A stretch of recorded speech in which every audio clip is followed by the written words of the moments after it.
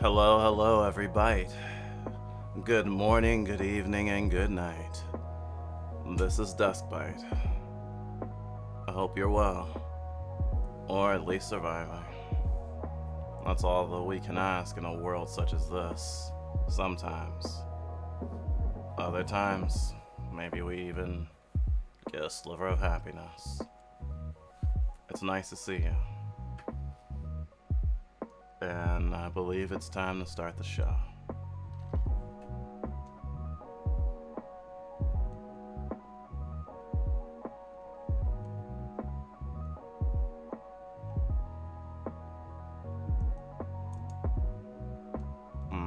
Still gotta put my filter on. There we go. Shit. Open the wrong thing. I'm so used to opening Firefox. We're using Google Chrome now during streams because it uses less resources because we have a bunch of, what do you call it? We have a bunch of plugins that take a lot of memory while we're streaming, and we need as much memory as we can get. Anyway, I've been pooping a lot. Prune juice beans in a pot, mixed and covered with a top. Had me run to the bathroom, push and squeeze till it drop. Ew. That was a choice of, oh, I guess that was supposed to be a fluff enunciation. Excuse me. I've been pooping a lot. Prune juice beans in a pot, mixed and covered with a top. Had me run into the bathroom, push and squeeze till it drop.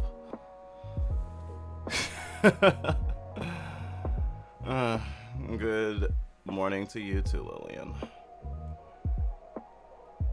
Where the fuck is the chatbots?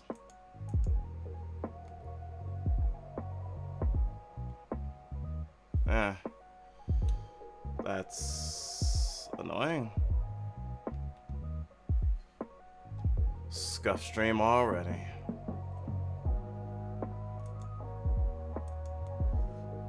But it happens.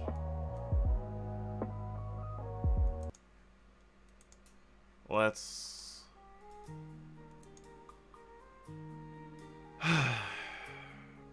be a little chill for a little bit. This stream is gonna be real interesting. Okay, there we go. So if I go back to here, there it is. Got it. How am I? I'm pretty fly for a fluff bite. We slept well, even though the Friday was kind of stressful. I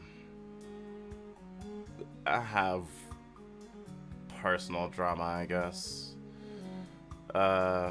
Life be like that. But we're doing the best we can. It's nice to see you, Smashing Barrel. How have you been? Haven't seen you in a while. And everyone else. Nova and Issy. Thanks for coming. I appreciate y'all being here, especially at the top of the show. And any lurkers who are here, thank you so much for also being here. The lurkers make the world go round. I think we'll be okay. And if we're not, we'll just work on it the best we can. Luckily, it's not life-threatening. It's very... I'll leave Drizzle to talk about it later if she wants to. Though... This is gonna be an interesting stream. Because a game that we backed through Kickstarter is now out. It came out, I guess now 2 days ago, technically now. And it surprised us. And it made us reorder what we were going to do on stream, because we were going to play The Space Between, because we've played it at every place we've lived, I think. No, I don't think we played at every place we lived. We played in the last place we lived, but we played it twice on stream so far, and we want to play it again eventually. It's very much a psychological Saturday type game. But what's this game called again? It's something that Drizzle backed. I wasn't really operating very much in the system at the time, especially content-wise. Nightshade, You're the Drug, which is a LGBT story about toxic relationships, drugs, and murder. I love murder. Considering our very fraught history, Drizzle is a little bit intimidated by what the game will get into. I know we streamed a demo of it forever ago, but it didn't get really bad. Though considering how we expect the game to be, it could end up pretty not okay. And if we did collabs more and could do it more casually instead of like planning it a million years in advance or whatever, we would have tried to get like a trans Masc VTuber on with us to read and stuff, because the main character and I think multiple characters in the game are trans Masc, which is a delightful change of pace considering a lot of games with trans representation are trans femme character based, which isn't a dig at especially indie games, because most of those games are made by trans femme people. And so it kind of comes with the territory. Because of my weird existence as a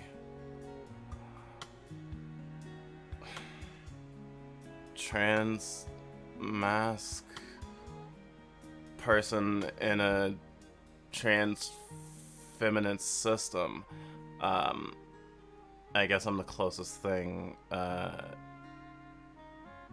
at least in Drizzle's mind. And I mean, I have some imposter syndrome about it, because, you know, we don't want to get slammed for appropriating stuff. But I mean, I'm not cis. I am a trans Masc MB. I exist. And it's been very hard for me to exist in this system up until like maybe a year ago. There was a lot of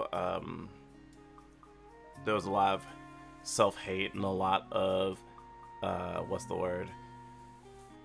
imposter syndrome on a lot of my headmates' part, because of mine and a few other of our headmates' existence. So much so that they used to hide us or not let us front very much because it gave them dysphoria. It is very rough. I was able to come back in time for Fluff Enunciation as Mo to be able to clip it and hear it. Also gotta finish making food. Made the clip, gonna post it on Discord. Thank you. I actually ate breakfast, or we ate breakfast while stream was happening. While the just chatting screen was up. Actually, we were like on it during the just chatting starting soon screen. We had to make breakfast real quick. Make sure we get into stream padding and other stuff. Actually, ironically, part of the reason that we were stressed yesterday was because Drizzle started a new game in Elden Ring so she could play off stream and explore and, you know, find out some stuff she wanted to do. And she was playing all night, and it hit like 9 o'clock, which is usually when we wake up, or like maybe 8 o'clock, and we were gonna go to sleep. But then maintenance came, and our room in the closet has part of like the water heater thingy. Our apartment is radiated. Instead of having like central heating and cooling, it's like a radiator pipe that goes around the whole apartment. and it's been on the fritz a lot lately. So the last 2 days we've had people in our apartment, specifically in our room, at least for a certain amount of time, like emptying out buckets of water because it's been really cold. It's We've been needing to get the line cleared throughout the house so the pipe doesn't freeze, and that was stressful. And so after like, oh wow, strangers in the house, our anxiety was like, yeah, you're not going the fuck to sleep. So we started our day like normal, and luckily by the time it hit the time where we would usually go to sleep to be ready and rested for this stream, was able to sleep pretty comfortably, luckily. But when you were going to go to sleep wet and then suddenly there's strangers in your house, you don't want to smell like pee, so we like immediately ran to the shower. And there was no easy way to change in the bathroom, so it was just like, I guess undies are the rule of the day. Which meant a lot of uncomfortability during the day. But now that's over, and I am glad. It's nice to be comfortable. I've been good, just been playing Yu-Gi-Oh! Master Duel, I'm assuming. We downloaded Master Duel recently, actually. Didn't expect like the story mode based tutorials. Very interesting. We'll definitely play it on stream one of these days. Don't know when. Probably at some point though. What kind of deck do you run? That sounds really interesting. Drizzle's been watching Yu-Gi-Oh! Fuck, I forgot what it was called. The Yu-Gi-Oh! Series that I think is the most recent that introduced the pendulum summoning mechanic. She's been watching that with a partner, and that reinvigorated her to get back into Yu-Gi-Oh! Since she now understands how pendulum works and stuff. Though the state of Yu-Gi-Oh! Is kind of it's been like that for a while, that if you play, especially if you play with anyone who is even nearing competitive, most decks are tailored to win in like 3 turns and lock up everything you're trying to do. So it can be really frustrating when you want to have a good game, especially if you're a fan of the anime and you want a dramatic duel, and then it's just like, okay, I'm summoning like a bunch of things and playing a bunch of card effects, and my first or second turn takes like 10 or 15 minutes to pull out. Actually, I'm surprised there's not like a timed tournament version of Yu-Gi-Oh! In the competitive circuit, kind of like chess. Just a basic junk synchro deck. Oh, that's neat.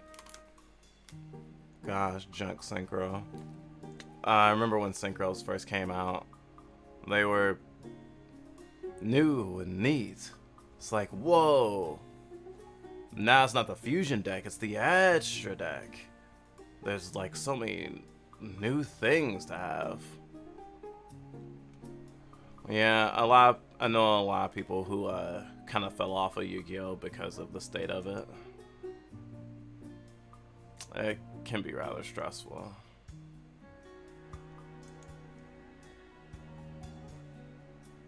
Let's see here.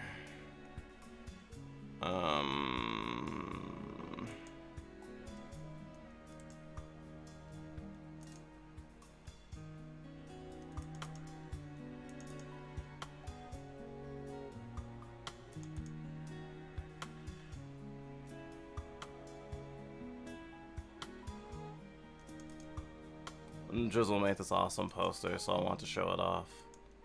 I like showing off my girlfriend's good work. I have a link deck and a pendulum deck now. Oh, cool. We were a little disappointed that Master Duel has microtransactions. You can buy booster packs in game.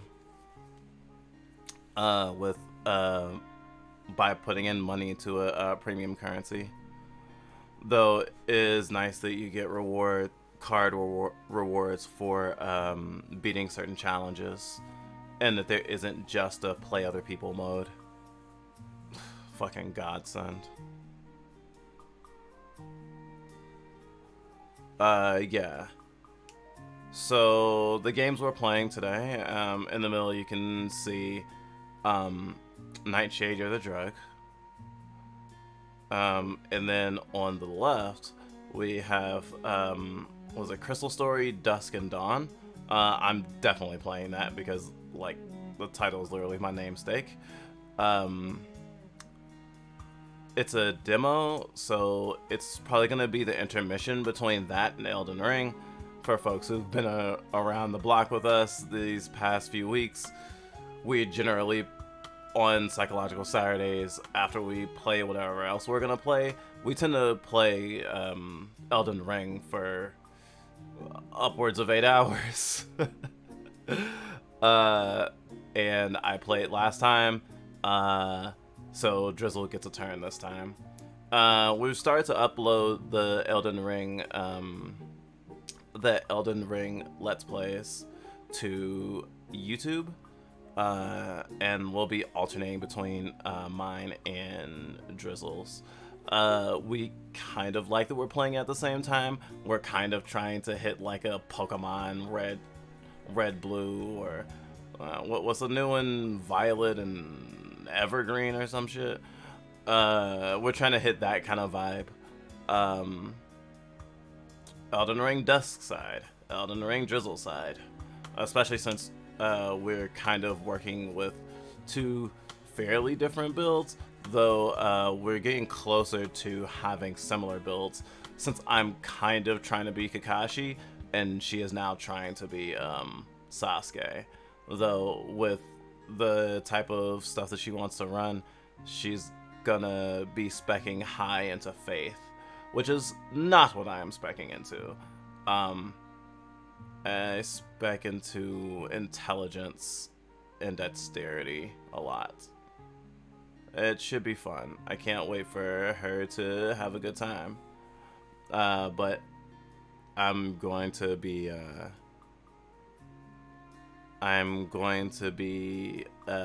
doing a lot of streaming on this side. I'll probably be playing games till sunrise before we switch to Elden Ring. I don't know how long we'll be playing Nightshade, but I don't intend to finish it tonight. It's probably gonna become our main game for Psychological Saturdays now, until we finish it. I mean, we did back it, so kind of want to get through it. I want to say that Drizzle's more excited about it than me because I didn't know about it, really. It wasn't even in the back of my mind. Not to say that I don't expect it to be a good game, but it's just, when you're a system, you can't all share the same exact levels of emotionalness about games. And I don't think there's any games that we have backed that we have backed because I have wanted them. I still get the scraps. Most of the games I want, I have not gotten yet. Though I'm not too bitter about it. I still get to play awesome games after all. And I like my headmate's recommendations. I should drink more tea. Oh, that shit's good. Lemon zinger. What's your favorite type of tea? I see, because you're a crystal. You're really silly. No, because my bite name is Dusk and my personal name is Dawn. I miss my boyfriend. My boyfriend named me. Pokemon based and cringed. Oh gosh, that actually, we should make a meme of that. That would be fucking cool. You know that all lightning spells are faith, right? Well, there's a lightning-based Ash of War that I'm going to use. So that's gonna be my main thing. I think I will be okay with that, though. Who knows? Maybe I'll spec into faith enough to do a lightning spell, but just not all the lightning spells. Kakashi does other stuff than just lightning, but I do want to do lightning blade. Though I don't, unfortunately, I can't electrically charge my hand. Though I guess I could get gloves. I could get gloves and electrically charge my glove, and well, maybe. We'll see. I think the Ash of War that electrically charges a weapon can only be used on swords. I'll have to find out. Howdy, I made some food and now I'm gonna eat while we watch stream. Cool. What you got for breakfast? Dawn? Like you run the family? No, not Dawn like a mafioso.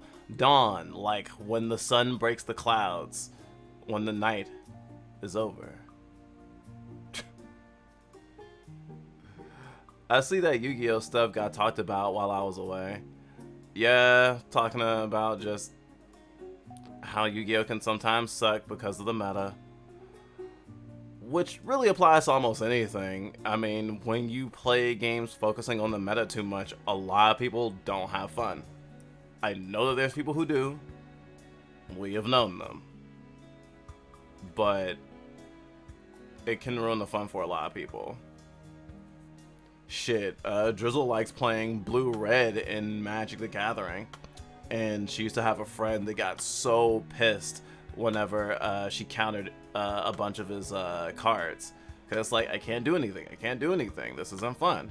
And although it was frustrating for us to be told that our good plays made a worse game, I can totally sympathize. God damn it.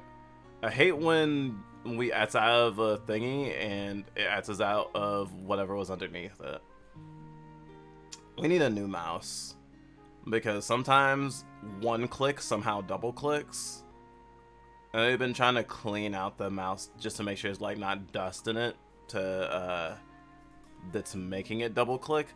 But it doesn't seem to make a difference. Sometimes it just double clicks.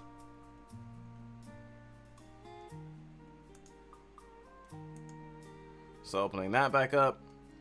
Also, I want to mention, Nightshade You're the Drug is $30, which for an indie game is actually pretty bold. And I don't think that it's bad in that it's doing that. Shit, Amori, one of Drizzle's favorite games, was what, 20 bucks? 25 bucks, something like that. And the physical edition is damn near 50. So, I mean, like, indie game devs deserve to get paid.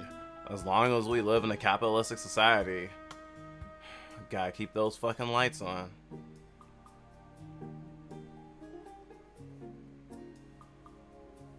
I got some taco shells with cheese and sour cream. That's still the 11 where I am. It's still 11 where I am. Oh, wow. Fucking time zones.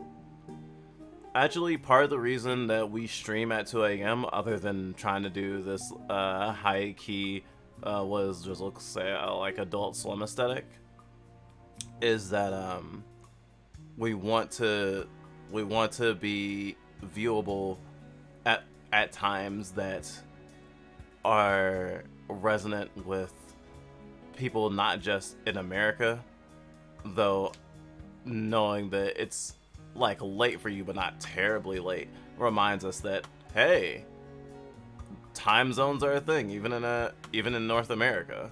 So it's nice to be able to try to increase our reach in places where a lot of US streamers wouldn't get as much attention.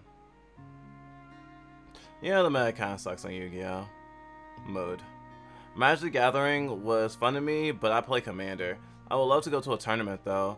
Again, I used to love them, but yeah, sometimes Magic would be broken at times. Yeah, I mean, like, Magic definitely falls into the same camp. Though, if you're playing Magic physically, there's also the problem of, and I guess for Yu-Gi-Oh! It's the same thing, of card inflation and how the prices of cards get inflated, and it's already trading card games are kind of gacha games if you think about it. I mean, booster packs, those are just loot boxes. Those are just physical loot boxes. So sad. It's so nice of you to make streams just for me. I won't say we didn't have you in mind, Lillian. Even though I know you might be making a joke, at least a little bit. We do know that you're our most vocal overseas regular. Though we'd like to have more. So Trail Switch presents the visual novel Nightshade. Is a story about facing and overcoming the toxicity within interpersonal relationships, as well as within oneself. This character-driven plot explores the complexities of love and loss in the form of a romantic thriller, with the colorful aesthetic of synthwave and the nightlife of a near-futuristic city. Nightshade will take you on a turbulent, passionate experience unlike any other. Why would a person take someone's life? To protect? For love? When you're backed into a corner and have no way out, what will you do for them? Sobina, 2040, the city of neon lights, back alley exchanges, and the echoes of underground clubs. Sasha, a 27-year-old drug dealer, has found himself in an aimless cycle of indulgences that he has no intention of addressing. When he and his best friend, Mashika, are caught in the crossfire of a power struggle between syndicates, Sasha is forced to confront himself and his feelings in order to save those most important to them. The two of them must overcome their immense aversion to change, or risk losing everything. Now available on itch.io and Steam. I was actually surprised that that we chose to get this on itch.io, but I mean, like, no DRM. No DRM. No DRM. Yes. This doesn't have the trigger warnings here. Though I know that this is an 18 plus visual novel.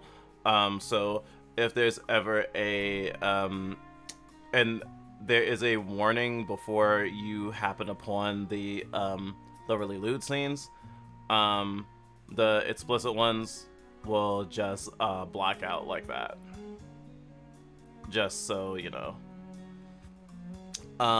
We'll probably try to play it another time with the scenes intact, but not on Twitch for obvious reasons. But given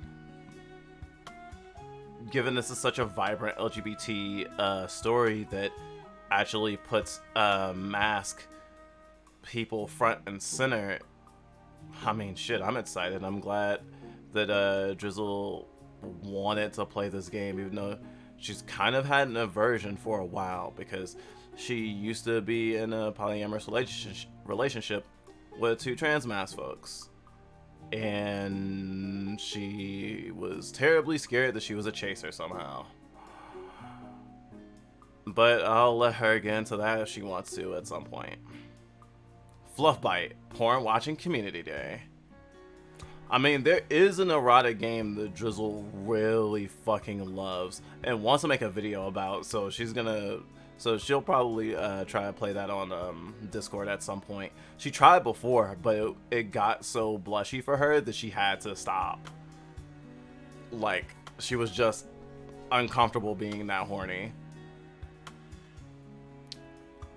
But since she's played more of that game, it won't blindside her as much, hopefully.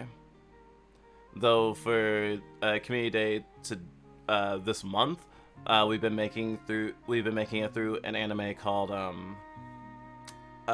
Orbital Children, or The Orbital Children. It's a Netflix anime, and it's pretty interesting. It's about kids existing in space and the political discourse about the fact that they shouldn't. Actually, it gives us vibes similar to Heaven Will Be Mine in a couple of ways.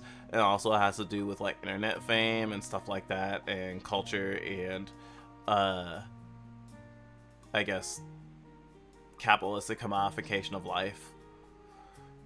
And it might have some otherworldly elements. We don't know yet. We've only seen the first 2 episodes. It's about, I think, an 8-episode anime, so we'll be finishing it in Discord by the last week of this month. Yeah. Right. The moon walked in button. I'm glad you have a mom walked in. A mom walked in button. I'm glad you have a mom walked in button. Yeah, it was necessary. Too many times have we been blindsided by like super lewd content and been like, yeah, no more of that. See, we're professional streamers.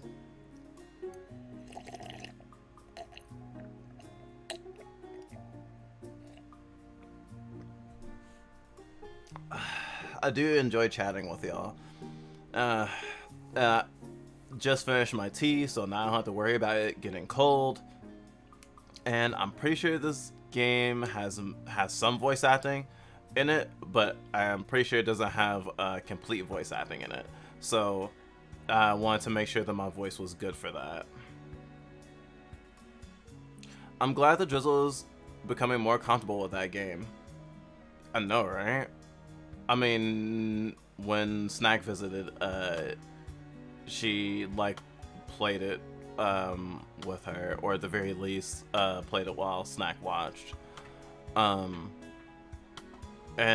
she definitely wants to get more comfortable covering 18 plus content because it's important. Not to mention with stuff like the Don't Say Gay bill having passed in America, or in Florida, I believe. Like, trans rights are well under attack. Roe v. Wade is under attack, so reproductive rights are under attack. Bodily autonomy is under attack in general. And people were saying really wild shit about LGBT people in general on the conservative side in relation to the Don't Say Gay bill. So I feel like not only existing as an LGBT person, but also not always trying to be not to try to always fit neatly into the boxes that society says we have to fit in is really important to us. Like, even if people are fainting support, for example, in religious communities, someone might say, oh, you can be gay, but, you know, just don't act on it because it's a sin. But that's fucked up. I hope I don't have to get into why it's fucked up and wrong and self-serving bigotry. So we're gonna exist as loudly as possible for as long as we can manage, and we're going to put a spotlight on content that resonates with us. The game actually Nightshade being 18 plus doesn't have a lot to do with why it attracted Drizzle and Punk to it in the first place. It was actually the fact that it centered a trans Masc experience, which is super underrepresented in LGBTQ media, especially video games, and because of it covering a toxic relationship. or toxic interpersonal relationships, which we have struggled with all our life, and are trying our best to heal from and what's the word? Try not to replicate in the relationships we want to be healthy. Hold on, let me turn off the heater. Wait, no, I just turned it up. There we go. I'll act on your mom and your dad, as in the parents of the homophobe. Gotta feel the heat of the nice heater. Yeah, it was getting pretty hot, especially with the tea. No pants right now, so we can regulate our temperature a little bit better. Also, I just don't want to wear a kigu right now. I want to be free. Hell yeah, fuck pants. Pants can be a distraction for sure. Alright. I think that's a decent amount of chatting. Wow. Yeah. Thanks for being here. Oh. Wait. Is it? That's weird.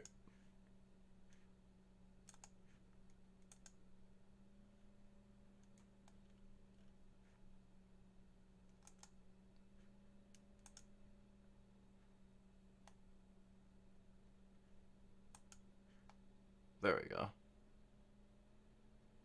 Wow, this literally did not happen when we tested the game before. Always allow this file. Run this anyway.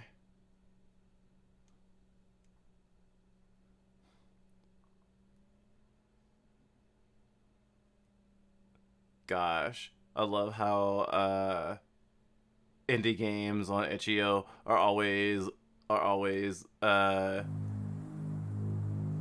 considered. Oh, are you making an oopsie whoopsie? With our cybersecurity, whatever.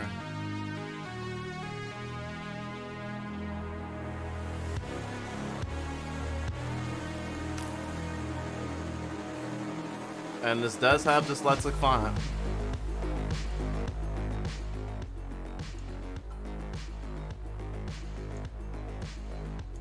Okay, it does have voice. I wonder how much voice. I know that there's voice like cutscene-ish stuff.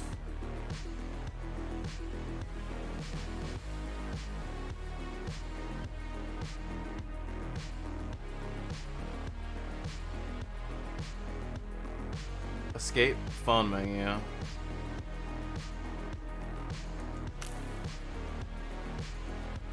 Glad to be here.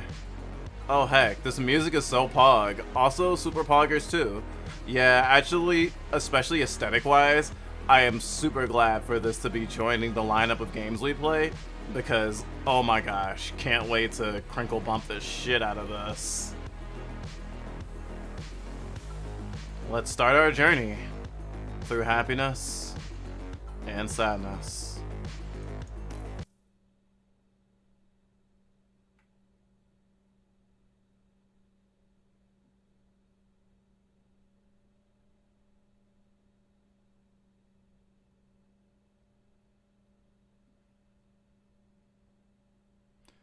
This game is 18 plus and strictly for adult viewing. This game contains themes and depictions of violence, murder, blood, drug use, toxic and abusive relationships, and explicit sexual content. Viewer discretion is advised. Oh, I can turn explicit scenes off. Would you like to turn off explicit sexual scenes?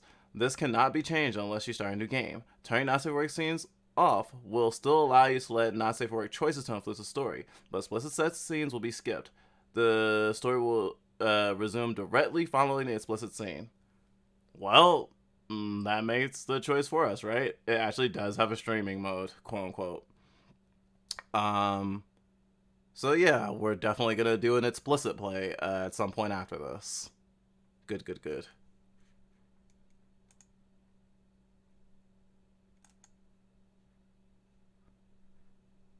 Explicit scenes off.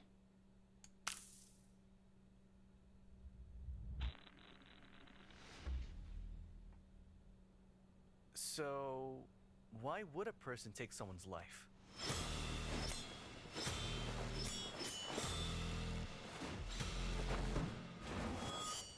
Who knows?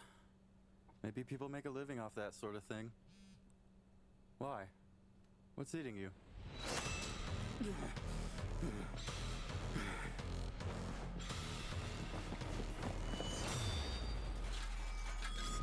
Nothing really. Just a passing thought.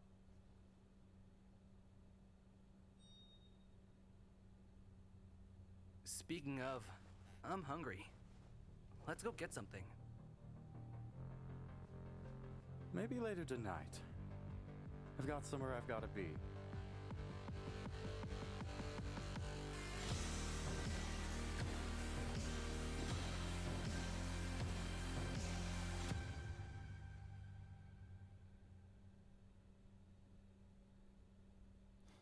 I've got somewhere I've got to be.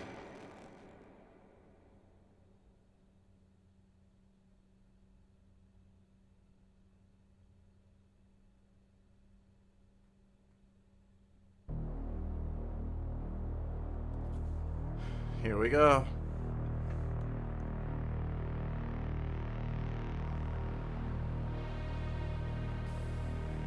Beep. High above the restless heartbeat of the city, a hooded figure crouched near the edge of a towering skyscraper. Strands of bright pink hair were jostled just as a gust of wind blew straight through them. His steely gaze scanned the flow of traffic and the bustling crowd below. It was as if he were waiting, watching, searching for something. Or someone. Suddenly, a sharp buzzing cut through the night air. The marked figure reached into his pocket and pulled out a phone. He glanced at the bright screen. 2 words shining back at him. Target located. Suspect was seen fleeing from Strexa facility number 0915. Wordlessly, the man slid the phone back into his pocket. He turned and swiftly disappeared down the fire escape, quiet and precise. The sound of labored breathing echoed through the alleyway as a frightened man struggled to his feet near a dumpster, clutching a purple box close to his body. Shadows were cast along brick walls adorned in ripped posters and haphazard graffiti. One shadow stalked the other from the cover of darkness, silently approaching. Paranoia was setting in like the slow push of a syringe. What was that? The man gripped at his chest in fear, his voice cracking in panic. Beads of sweat trickled down his furrowed brow. His wide-eyed gaze darted wildly around the alley as he tried to cover the bots with his coat. He was being hunted. No! Wait! Just take it back! What? No! No! Oh, wait. Is the dialogue fully voiced?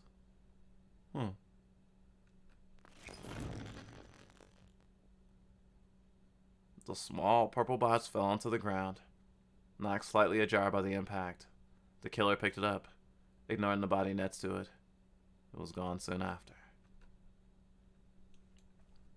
Across the city, the fluorescent lights overhead buzzed, filling the silence between the cashier and the young man at the counter. He was taking an obnoxiously long time to order his food. Something about the lazily swept floor and water-stained ceiling tile seemed to suggest that this was the place for peak junk food. It was without a doubt Sasha's favorite burger joint in the entire city. If this was how he died, greasy burger in hand, then he was happy to go. The cashier cleared her throat impatiently. Finally, after what seemed like forever, Sasha tapped his fingers on the countertop and began his order. I'll have,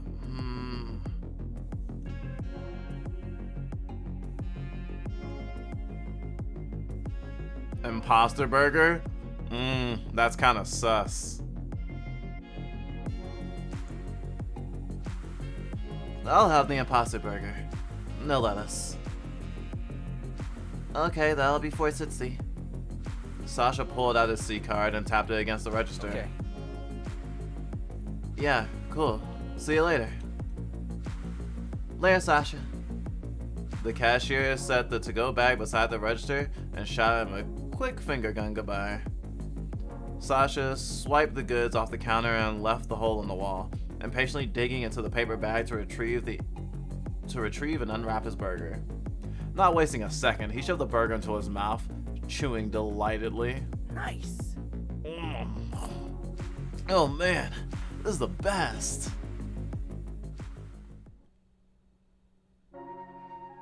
Night had settled over the city, and the painted buildings in the hues of purple and blue. A string of streetlights lit a path down the empty side road, guiding pedestrians home from their busy day. Sasha, with his burger in hand, passed by a collection of vending machines near an alley intersection. His free hand dug into his pocket and pulled out his C-card, pressing it to the vending machine scanner. The machine flashed a lack of funds error code. Sasha groaned. His balance was clearly drained. He had no cash on him, and lint was not a good currency. Oh man. With a defeated sigh, Sasha continued on.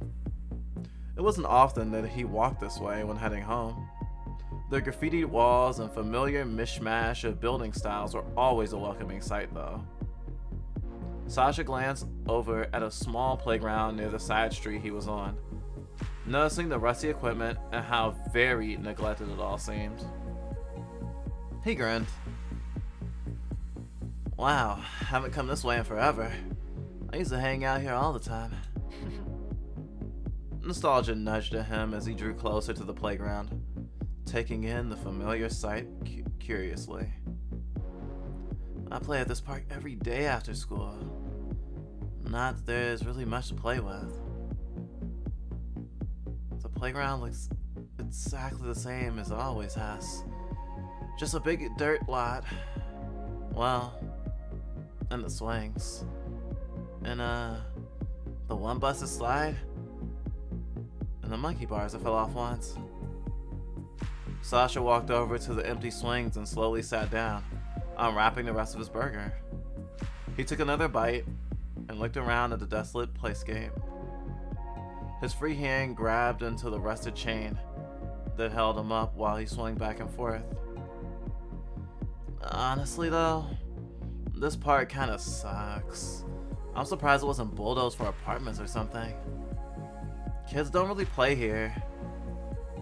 Kids didn't really play here back then, and they still don't. I mean, look at this place. He laughed at himself quietly, taking another bite of the burger. He was far too hungry to wait until he got all the way home to finish eating. It's pretty much just a place for teens to smoke and skip class. I mean, even I did it. Back then, there weren't a lot of kids to hang out with, really. I guess Mishka was there after a while, but he doesn't count. But it's whatever. It beats sitting in an empty apartment every night. Sasha dug the tip of his shoe into the mulch beneath him, lost in thought, momentarily forgetting the world around him while memories played out in his mind.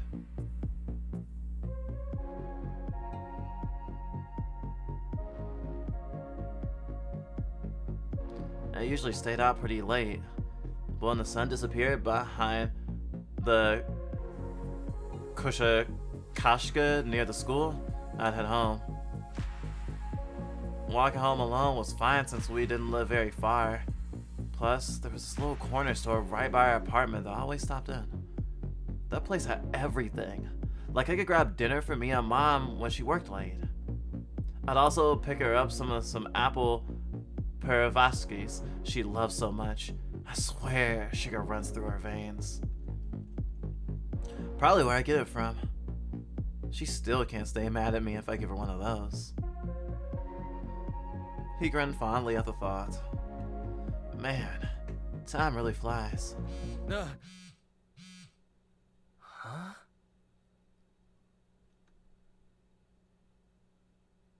Sasha, startled by the sound of his phone buzzing away in his pocket, reached into his jacket and pulled out the device.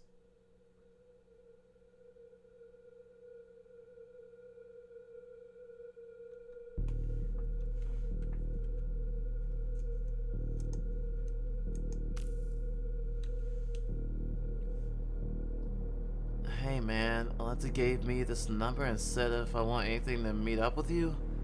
Is that good? My place or yours, lol. Oh, fuck.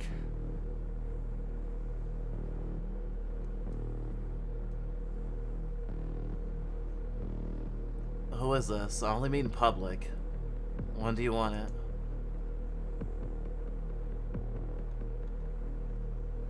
Tetrin?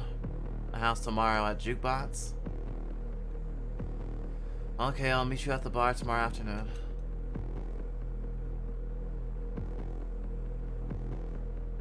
He shoved his phone back into his pocket, his brows furrowing in irritation. Just give my number to anyone, that's fine.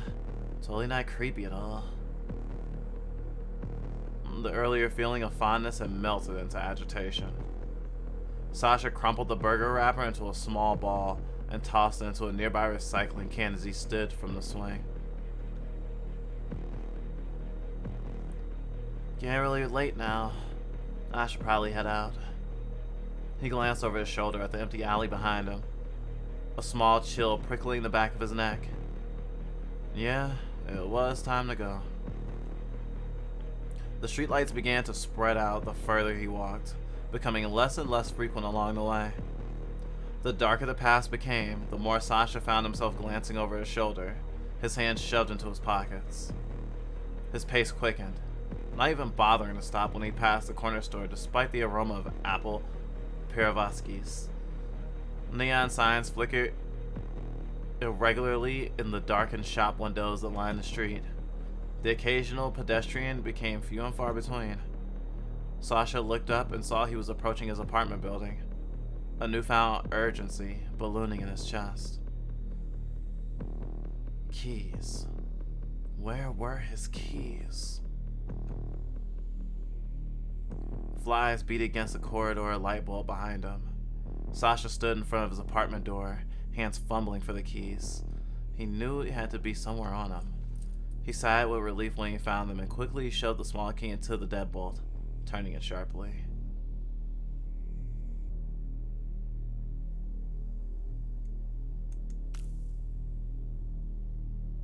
He sighed with relief when he found them quickly and shoved the small key into the deadbolt, turning it sharply.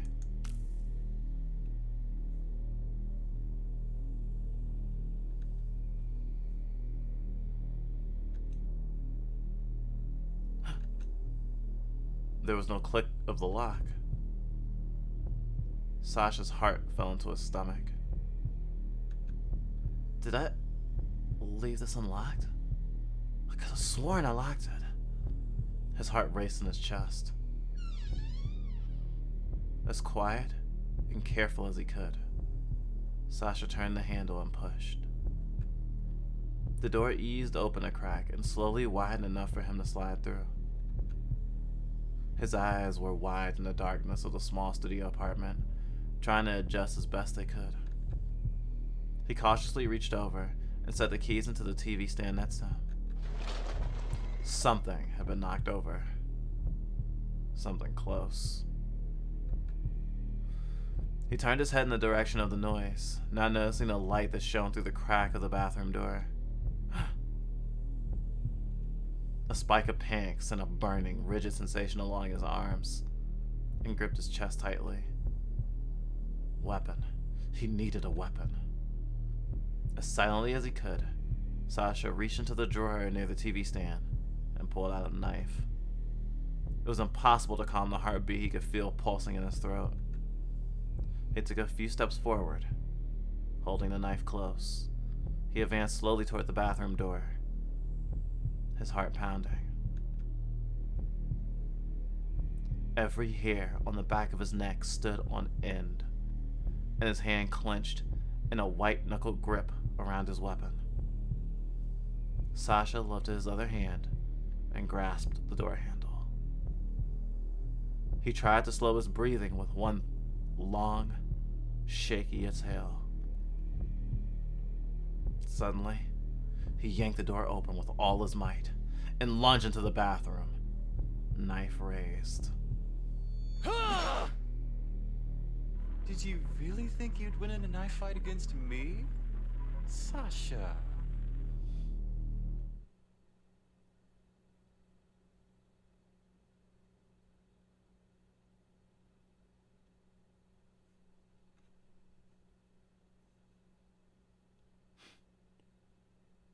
Crotch shot. Sasha found himself caught in a firm grip, his knife hand immobilized. Panting, he looked up at the man's face, and recognition finally filtered through his adrenaline. Instantly, irritation replaced his earlier sense of dread. Mishka! What the hell? Did I scare you? Mishka laughed, his fingers uncoiling from around his friend's wrist. He stepped away and leaned casually against the doorway, his arms crossed. Are you kidding me? You couldn't just send me a text like a normal person? Instead, you break in? Well, if I had a key, I wouldn't have to break in. Mishka waved his hand dismissively. No, that's not how this works. How many...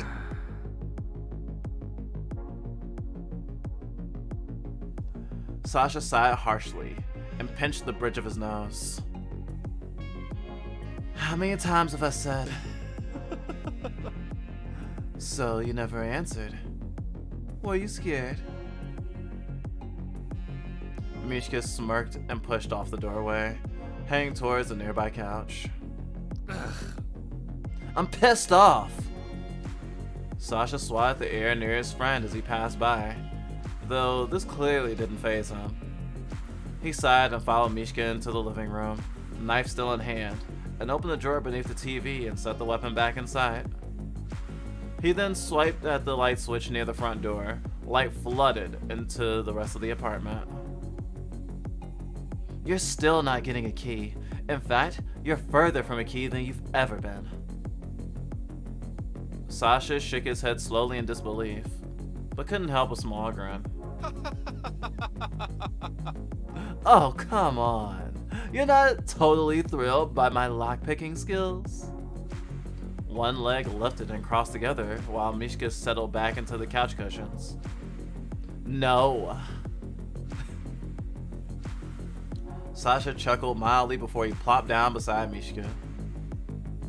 Alright. Then what would it take to get a key? He leaned towards Sasha, loosely setting his arm on the back of the small couch. I think, as your best friend, I'm long overdue for one.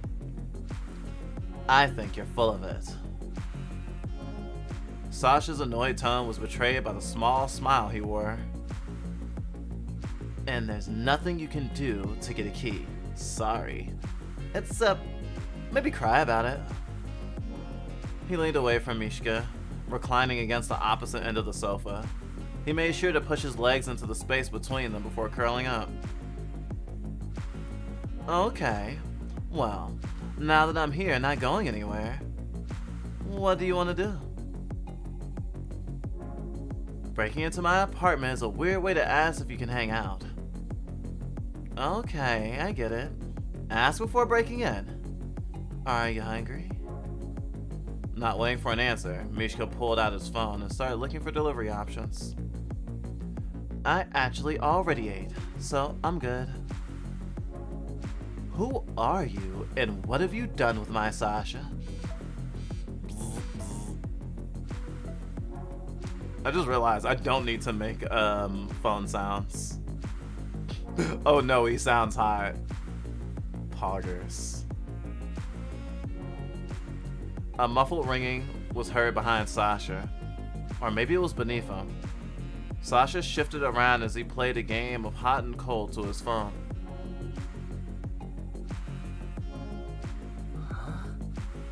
Wow, I didn't realize it was already this late.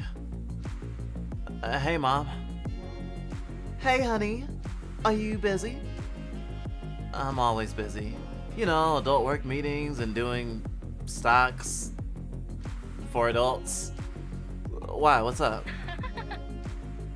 Aw, my little businessman. That's so cute. Oh, I'm at the market. Well, I'm on the train to the market. That's a little loud. There's a guy here playing guitar. Can you hear it? Hang on. Did you hear it?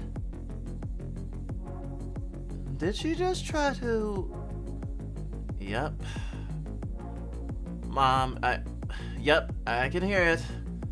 It's a bit late for grocery shopping. Using the armrest as leverage, Mishka pushed himself towards the phone and practically grinned into the receiver. Hey, Ma. Well, I had to get...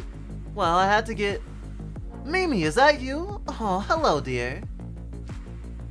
What are you up to? Shopping at the tower? Mishka draped himself lazily over Sasha in an effort to get closer to the phone. I forgot to go out this morning, and these coupons expire tonight, so I gotta use them now. Oh, Mimi, your C-card. Did you get that updated yet? Yeah, Ma, I got it. And it should be taken care of. Okay, good. Just make sure since that deadline's coming up. Oh, thank you. Okay, dears. I can't shop and talk at the same time. I'll drop my phone. You know these things are expensive. Did you know how much I paid to repair this thing the last time? Yeah. Okay. Bye, Mom. Bye. Okay. Love you. Boop. The phone went quiet. She likes me more. Mishka was still draped over Sasha like a tired koala, clearly not intending to move. Yeah, 'cause you reached the top cabinet for her? That's probably true. He laughed softly, a gentle smile spreading across his face.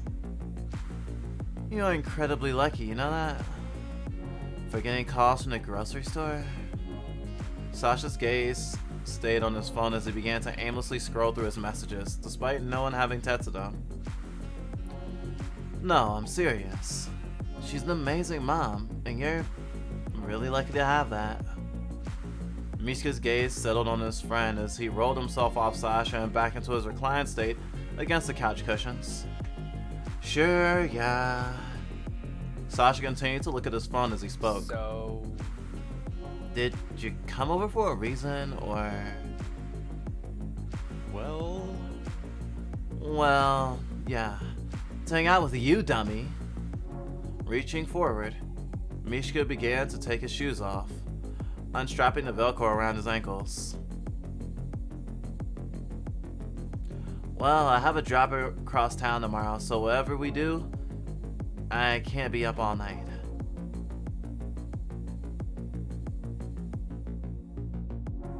So, what are we gonna do then?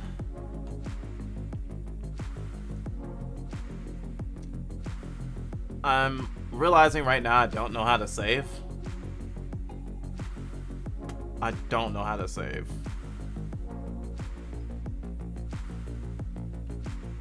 Escape is quit. Tab maybe? Nope. Hide, skip, auto, history, day, night. Phone? Ah, here we go. Ooh, 30 save slots. Just how I like it.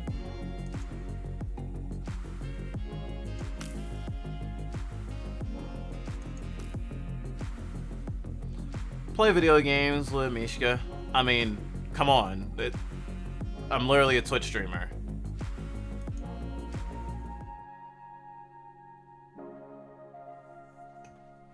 Oh, I know. You'll never guess what I found while I was cleaning yesterday. I can't believe I forgot it was in my closet.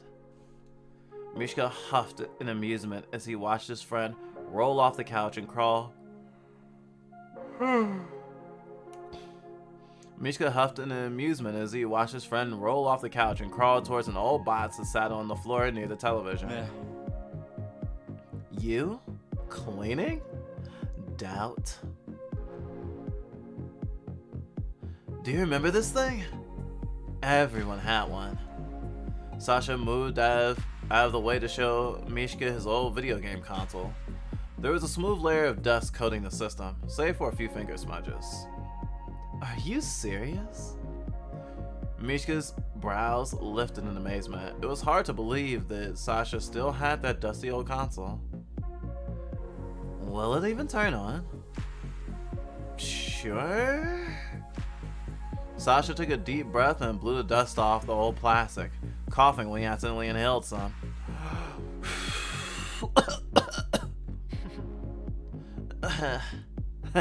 I guess it just needed a little blowjob. Me too, honestly. Oh my god, that's enough. Sasha tried to laugh again, but all he could do was choke. Mishka's lips stretched into a smirk while Sasha suffered on the floor, but he was soon distracted when he spied something a bit more interesting. Wait. Wait, is that what I think it is? Mishka sat up straight and nodded towards a small case near the console. What? Sasha's voice sounded suspiciously clear of dust now that he was done milking it. Oh, yes. Sasha lifted a slightly less dusty case, holding it up to the light like a trophy. Is that Dragon Lad? It's fucking Dragon Lad. Mishka hunched forward to get a closer look. Wow, I can't believe I forgot about that game. How long has it been? Sasha Sasha shrugged and flipped the box over, squinting at the back cover. The poor graphic design made the text a bit hard to read. It was back when I lived at my mom's place. That had to be at least 8 years ago. Probably even longer than that. Oh my god, do you remember that Peanut Kid? Peanut Kid? Oh my god, yeah! Sasha snickered at the long-forgotten memory. He would come over all the time after school with us. What was his name? I don't even remember. Wasn't it like Stan, Steven, something like that? I don't remember either. I just remember all the peanut shells. Oh my god, the peanuts! He's obsessed with peanuts! I remember. His mom packed him a little baggie all the time, but they still had the shells on them. Who eats shelled peanuts? Mishka shook his head with a laugh before running a hand through his hair, teeth flashing in a smile. I mean, I used to suck the salt off the outside, then throw them back into the bag. Gross, right? You're a fucking menace. The crack when you open a peanut shell is kinda satisfying though. Sasha tilted his head back with a smile. Oh man, but mom would get so pissed when she came home. All those peanut shells on the living room floor. I wonder what he's doing these days. Haven't seen him or heard from him since, really. Probably eating peanuts somewhere, but seriously, he was kinda weird. My weird or weird? Your weird's your own brand. This kid was weird, and he wasn't very good at Dragon Lad either. Well, let's see if we still are. Are you gonna put it in? Mishka motioned to the game case in Sasha's hand. That's what she said. Sasha pressed his fingers into the case's tightly sealed edge until it popped open so hard the disc flew out. Don't break it before you get to play it. That thing's practically an antique. Okay. I'm trying, okay? He plugged the system in and pressed the power button. After a small delay, the power light blinked on. Nice. We have a pulse. It's a gamer miracle. You'll probably need the cord. There's no way those controllers are still charged. Sasha grinned as he stood up and returned to his couch with the old controller in hand. When do I get to play? When you decide to stop breaking into my apartment? That was like an hour ago. You gotta put the past behind you. Oh my fucking Christ. I love this CG. Such a dragon lad.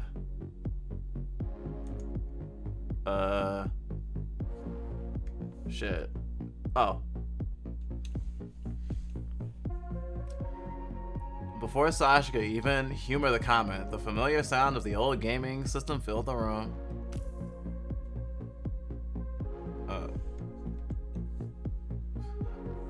A second later, music blared loudly from the speakers, sending him diving for the remote to lower the volume. Why'd you turn it down? Don't you want the district to know you're old? Dragon Lad isn't that old. The year the system was published popped up on screen. Okay, it's kind of old. The moment the menu screen music began playing, it was like being slingshotted back into their childhood. The feeling of his mom's rug, his processed snack at the ready, and the sheer excitement to be home from school and free to waste away the evening. Without missing a beat, both of them started to sing along with the catchy theme song. Mishka burst out laughing. Are you seeing those graphics? The graphics weren't bad for their time, but the game looked like a potato compared to the virtual reality games on the market nowadays. I love it. We have to start a new game. There's no other way. As the opening scene played, the two of them quoted along almost perfectly. Man, I remember us starting the game constantly just to watch that scene again. Looking up online wasn't the same. We had to watch it in the game.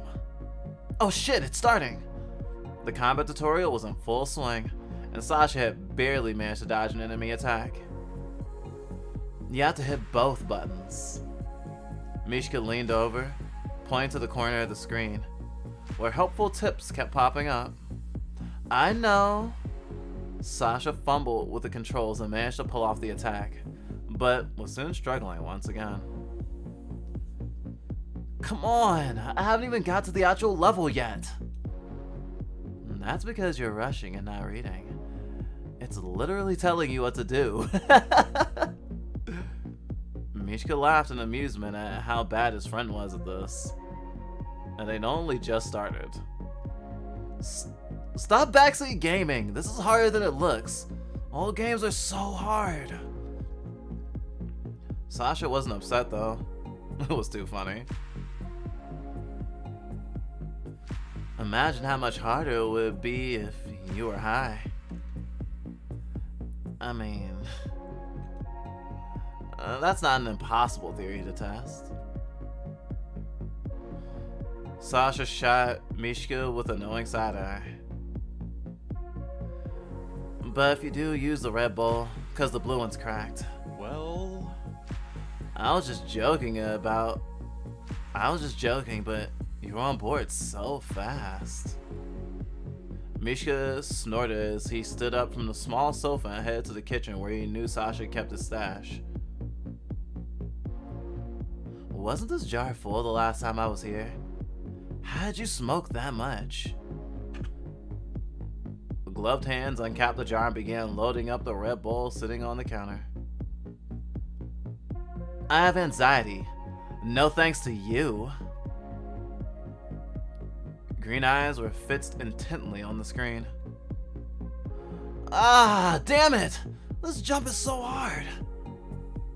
Mishka shuffled back to where his friend sat rigidly on the couch, clearly struggling. Here. Sasha glanced at Mishka's offered hand and saw that the glass bowl was loaded. Light it for me? Just pause the game. You can't multitask. Watch me. Mishka sighed, shaking his head slightly before lifting the bowl to Sasha's face and lighting its contents with his free hand. How's the view? Mishka smirked at him as Sasha took a hit, both in and out of the game.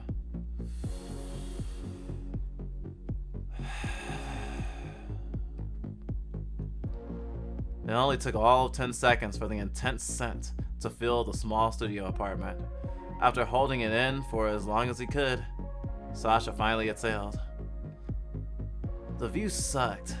You were blocking half my face. Maybe you should just admit you suck at this game. Mishka laughed before bringing Sasha's bowl to his own lips. He plopped back down into the couch. Indirect kiss.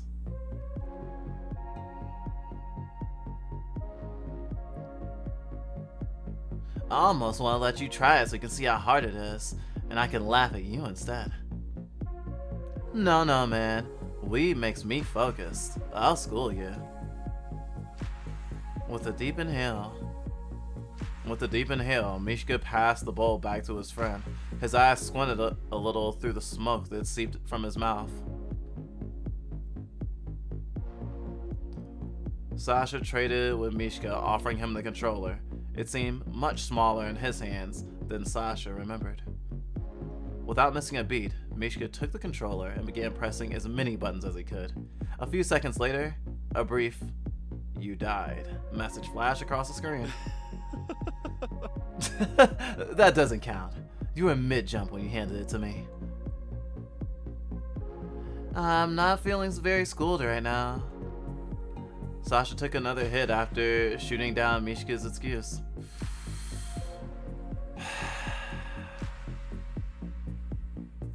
Alright. It started back at the checkpoint. So now it's fair. Watch. But as hard as he tried to focus on the screen in front of him, Mishka still struggled to jump over a large cliff. He frowned in irritation. How the fuck do you glide again? Sasha was just shaking silently at this point, face turned away from his friend as he tried to hold it in. Tell me! Despite his tone, Mishka grinned and couldn't contain the laughter that bubbled out of him. Why is this so hard? It's a game for children. Sounds like you. You need baby hands. Baby hands? What does that even mean? Yeah, these buttons were made for baby thumbs. Sasha could barely finish his sentence without wheezing. Okay, so what if I did this? Mishka set the controller into his knee and promptly switched to using his index fingers on the button pad. The controller shifted on his leg, threatening to fall at any second. If you break it, you have to buy me a new one. A new one? I'd probably have to go to a national treasure hunt to find one. Yeah, I wonder how much they're worth now. Probably nothing. These games are already ported, and they break this console. Seemingly getting the hang of things, Mishka began progressing quickly through the level, collecting items and blowing fire at enemies. Hey. Oh shit, they're playing Spyro the Dragon.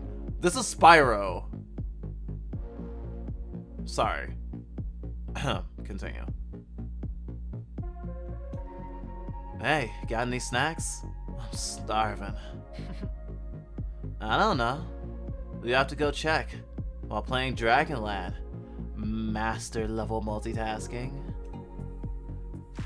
Sasha chuckled, feeling lightheaded from the smoke. His earlier stress had almost completely drifted away.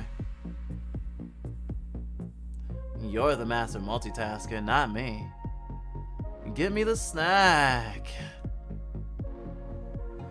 Didn't you say I was horrible at multitasking? Retort aside, Sasha still eased painstakingly off the sofa. Gravity. Strong. I might not make it to the kitchen. Oh yeah, I heard they turned up the gravity to... Oh crap! Mishka's focus turned entirely to the screen in front of him. He leaned forward off the edge of the couch and squinted at the enemies he was rushing to defeat. Oh my god! Why are there so many of them? Is that the sound of you being really bad at this game? Sasha, now in the kitchen, attempted to open the fridge. He laughed at himself as he kept failing to grab the handle. Fridge said no snacks, sorry. Well then, tell the fridge I said yes snacks, and hurry back. They're going to kill me! Mishka laughed as even more enemies swarmed in and began overwhelming his small dragon avatar. What do you want me to do about it? Throw snacks at them? Just throw snacks at the screen? Yes! Just throw a handful of peanuts at them! Mishka snickered to himself at the thought. But no, seriously, come help me. Become the dragon lad yourself. He laughed again and quickly double jumped, gliding above the enemies he didn't want to fight yet. Sasha rolled his eyes and shook his head, amused.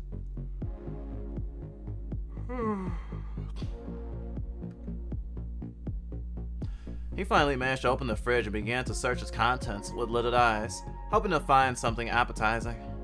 No dice. Well, chips it is then. He shut the door and grabbed a half-empty bag of flavored tortilla chips off the counter. Hey.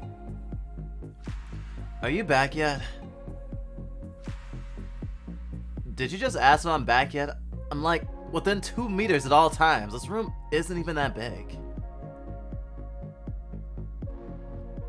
Sasha made his way back to the sofa, making sure to plop down hard enough to mess Mishka up. What? Hey! Irritated by his friend's attempt at sabotage, Mishka swiped the bag of chips out of Sasha's hands and replaced it with the controller. Your problem now. Fight them, dragon lad. No! The moment Sasha had the controller, his little avatar was surrounded by enemies. I can't kill them all with these shitty moves. Where are all the upgrades? Mishka chuckled quietly. His body slumped loosely against the armrests. Drowsiness had started to set in, and could feel his eyelids growing heavy. Well... You could always use the cheat codes. He stretched out and wiggled his legs underneath Sasha, trying to get more comfortable on the small couch. Cheating is for cheaters. As he spoke, Sasha pulled out his phone to search for Dragon Lad cheat codes. These are all so long. There's no way I'm gonna remember one long enough to unlock it. Up, down, left, right, circle, circle, something about a cootie shoot. His tone was gradually getting lower. Or whatever. A small chuckle came from the armrest. Useless. Sasha checked the time on his phone. Is it seriously that late? He locked the device before staring blankly at the retry screen on the TV. Maybe we can just figure it out tomorrow. My brain is too smooth for this right now. I like your smooth brain. Good, because that's all you're getting. Sasha tiredly reached for a chip and gave it a little nibble. Fair enough. Very slowly, Mishka rolled to the edge of the couch and onto the floor, From there, he began crawling tediously towards Sasha's bed. I really hope that's what you look like sneaking down the hallway to pick the lock on my door. Sasha stretched his legs out as far as he could towards the machine, hoping he could hit the power button with his toe. No! I can't reach the power button! Come back! Get longer legs. Mishka pulled himself into the bed and disappeared under the loose covers, shimmying up against the wall. Okay, give me a minute. I'll reach it any second now.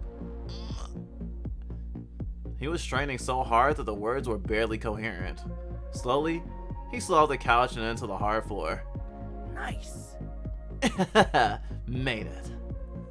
Not caring about their save file, he held the power button down with his toe until the screen went black. Okay. Finally, Sasha found the will to stand. He looked at the chips, but decided to leave them on the couch. I'll probably need them again anyway. No point in going through the hassle of putting them away and pulling them all back again.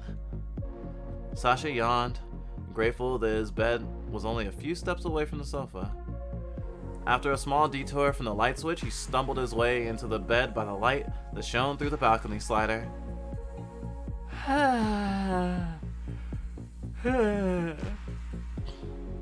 The sudden weight of another body sinking into the mattress jostled Mishka, and he turned around, shuffling until he was facing Sasha. Hey, Come here. His voice was hushed.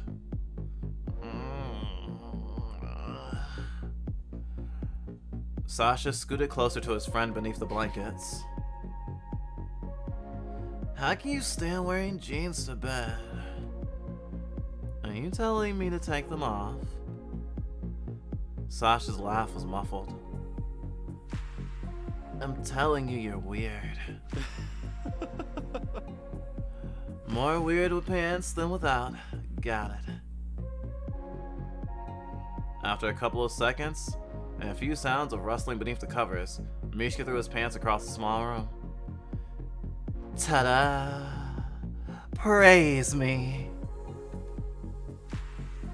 That was ridiculous, but also very impressive.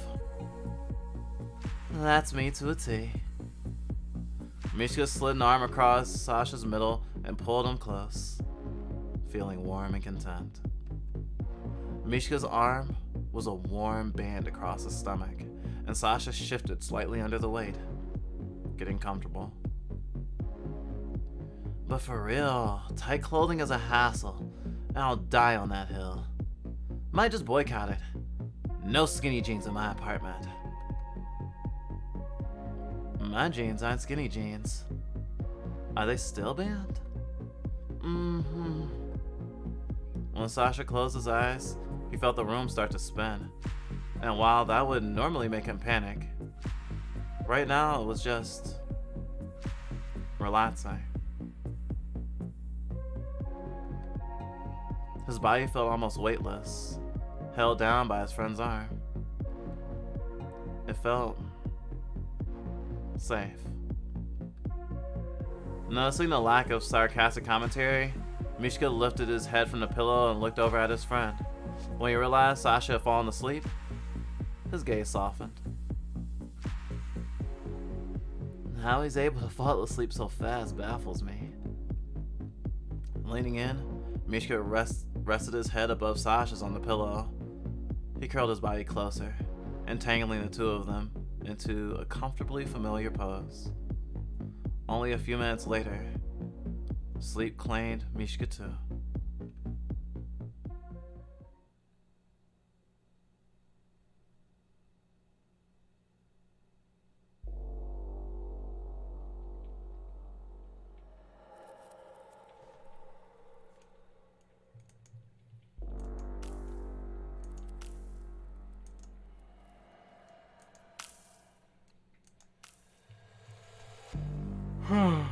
Scene change. Sorry, I'm quite yawny for some reason.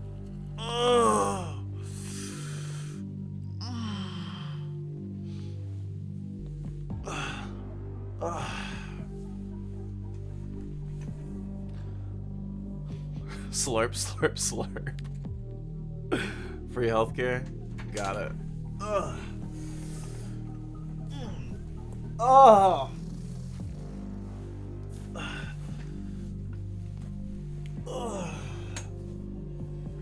Cracking my back with reckless abandon. Reach for the sky. How's everybody enjoying the game? I'm glad I chose to play video games. That was like amazing. I really loved that. That was a good establishing moment of their relationship. It established their history together. It showed their dynamic. It was hella cute and nostalgic and comfortable. And it was gay in that kind of platonic way, bordering on romantic.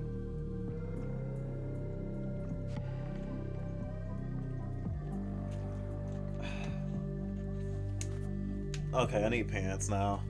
I'm gonna be weird.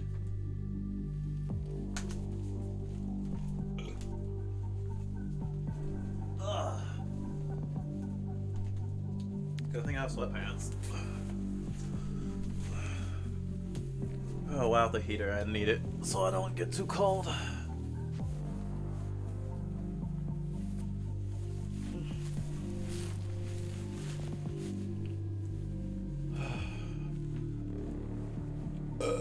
Excuse me. It's going well and I'm enjoying it. Hooray for comfy, easy pants. Yeah, I think these are like literally the only pair of sweatpants we own. We should probably get some more at some point.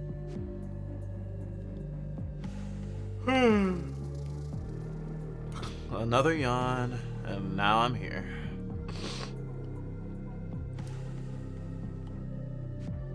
The soft crackle of wood burning into ash and ember filled the otherwise silent space of the dark lounge. A slender man approached his superior.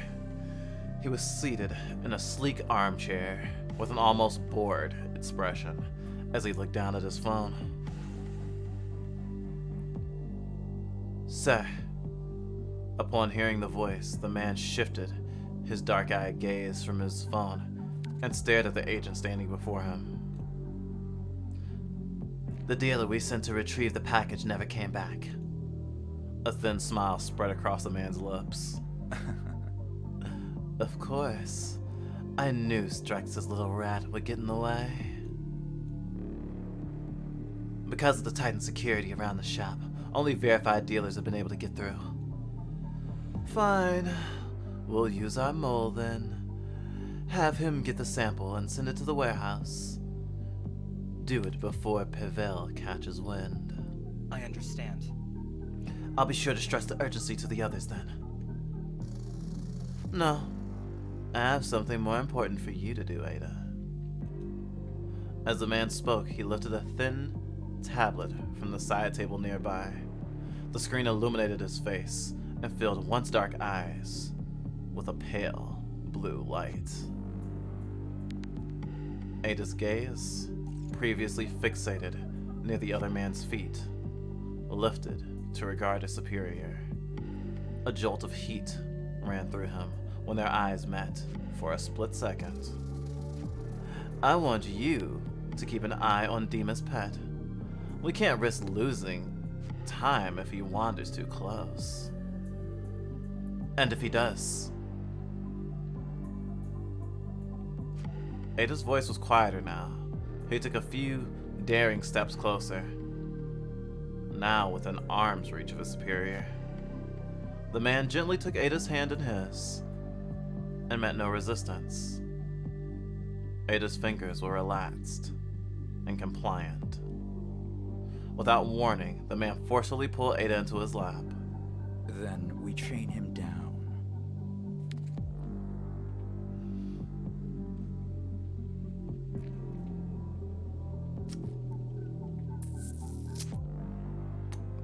Oh, sorry. His words were. His words were so close. His warm breath brushed softly against Ada's neck. Anything for you. Slurp, slurp, slurp.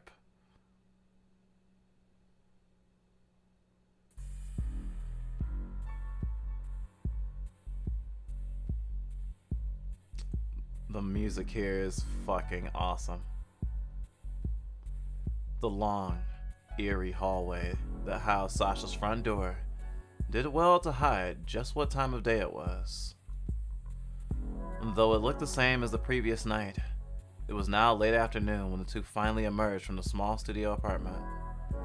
They managed to sleep most of the day away, no thanks to the lack of natural daylight in the apartment. Sasha shut and locked his front door behind him, glaring at Mishka as he jingled the handle to double-check its security. Mishka couldn't help but laugh.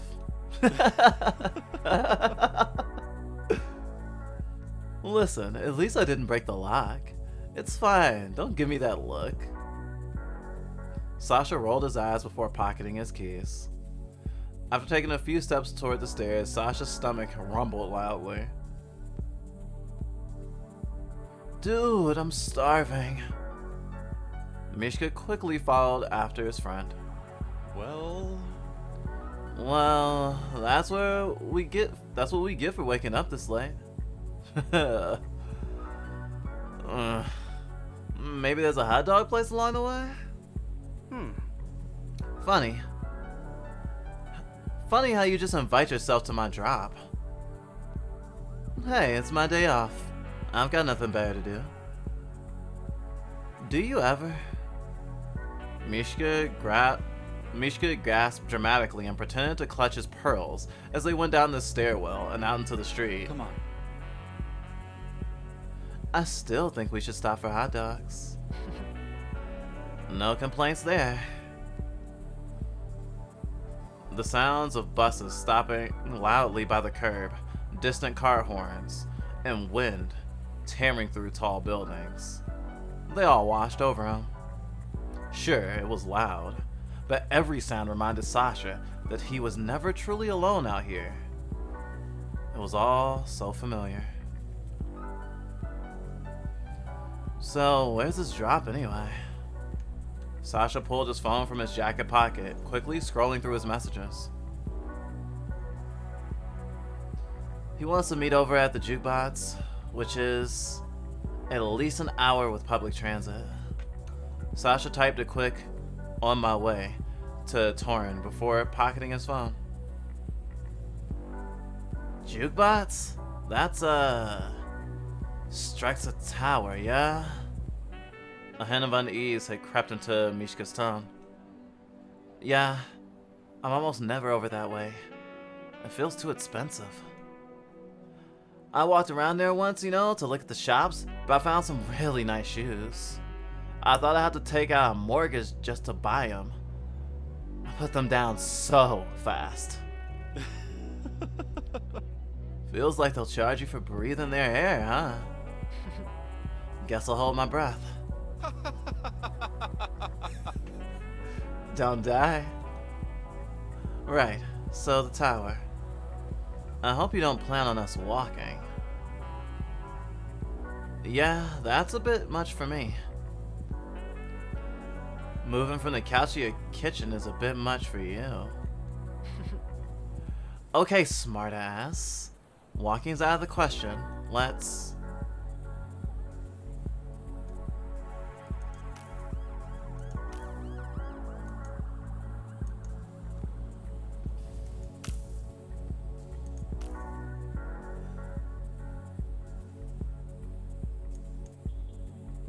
Let's take the train. It's faster and cleaner than the bus line. I don't like the subway, you know that. Too bad, it's fast and the bus is smelly. You can deal with it, right? Sasha grinned at his friend in an attempt to persuade him. hands shoved in his pockets as they started down the side street. Come on, I'll make it up to you. I'll buy us some tacos. Wow, you'll get us some tacos? And pay for them and everything? An incredulous look was shared between them for a moment before they both started laughing. Hey, I won't stop you if you really want to spoil me. Sasha chuckled, shaking his head. Spoil you? I just want to take the subway, my dude. Is it working? Are you convinced? Sasha gave the most pathetic attempt at a puppy dog look that he could possibly manage. Mishka smiled wryly in response and put a hand on his friend's shoulder, playfully shoving him away. Okay. If you stop doing that, whatever that is, then I'll go. Damn. Cool. The Stoke Street entrance is right there, so it all works out. Yeah. The two of them descended underground, their footsteps echoing down the concrete stairway. The hum of the city was soon replaced with a roar of the subway trains rushing by. A man leaned quietly against the nearest wall, loitering next to the bright "No Loitering" sign. When he noticed Sasha and Mishka approaching, he pushed off the wall and headed over to them both. Oh, Sasha. The closer the stranger got, the more tense Mishka began to feel. His hand moved towards his pocket, fingers twitching instinctively. Hey. Do you know this guy, Sasha? Yeah, he's a regular of mine. Sasha's expression shifted into something a bit more welcoming as he greeted the familiar client, but Mishka's tension didn't subside. He kept a watchful eye out, the back of his neck prickling with unease. Hey, you're usually up by Flora. What are you doing out this way? Sasha's body stiffened as the man stepped closer. The man started to scratch the back of his head. I actually, came out this way for something, but, can't get back now. Can't get back? Sasha noted the glassiness of the buyer's eyes, though it was difficult to see since he wouldn't stop moving. Here we go. It's my C-card. He stopped to look behind him despite no one being there. It expired and I don't have enough to renew it right now. Yikes. Yeah, I'm sorry to hear that. The man simply laughed again and shook his head. No, it's fine. But because of all that, I'm, a little short on cash, so I was wondering if, The man continued to stumble over his words, but it wasn't hard to see where this was going. You know I can't front you. It's just for half a gram. I'll have the money next week. I'll pay it back. Sasha did his best to cut him off. I can't do IOUs. Man. I got bosses to feed. Come on. Sasha, let's go. Just this one time, man. Just this one time. It's taking all my income just to get this card. I need half a gram for that new stuff you got last week. The man became more agitated and ran a shaky hand through his hair. I'm sorry, but I can't. Sasha shrugged as he repeated his refusal. Sasha, please, man. This withdrawal is ferocious. You gotta understand. The man attempted to smile, but it flickered and died, a frown swiftly taking its place. He was clearly growing more agitated by the moment. He glanced over his shoulder a second time. Are you fucking serious? He said no. Back off. Mishka, ease up. His brows furrowed at his friend's sudden intensity. Alright, damn. I don't want any trouble. The man backed off a bit, shaking his head in disappointment before mumbling something incoherent. Before another word was said, an automatic voice over the loudspeaker chimed in. The train was arriving. Not wanting to escalate the situation further, Sasha bowed out and headed in the opposite direction. Mishka reached into his pocket and pulled out a business card. He held out the piece of paper to the regular with a scowl, letting go once the other man grabbed it. Here, call this number. They'll help you get your card. Stop bothering people. Thanks. What a charmer. Mishka didn't hear this comment, having already turned to follow Sasha towards the turnstiles that separated them from the rest of the subway. Sasha pulled his C-card from his pocket as they approached the turnstile. A green light appeared with a thick chime to signal Sasha's seamless entry. When Mishka offered up his card, however, the machine locked rigid. A small error code popped up on the screen. Mishka tried again. Error. Is someone out of funds? No. I literally just loaded this thing. No wonder the other guy got barred.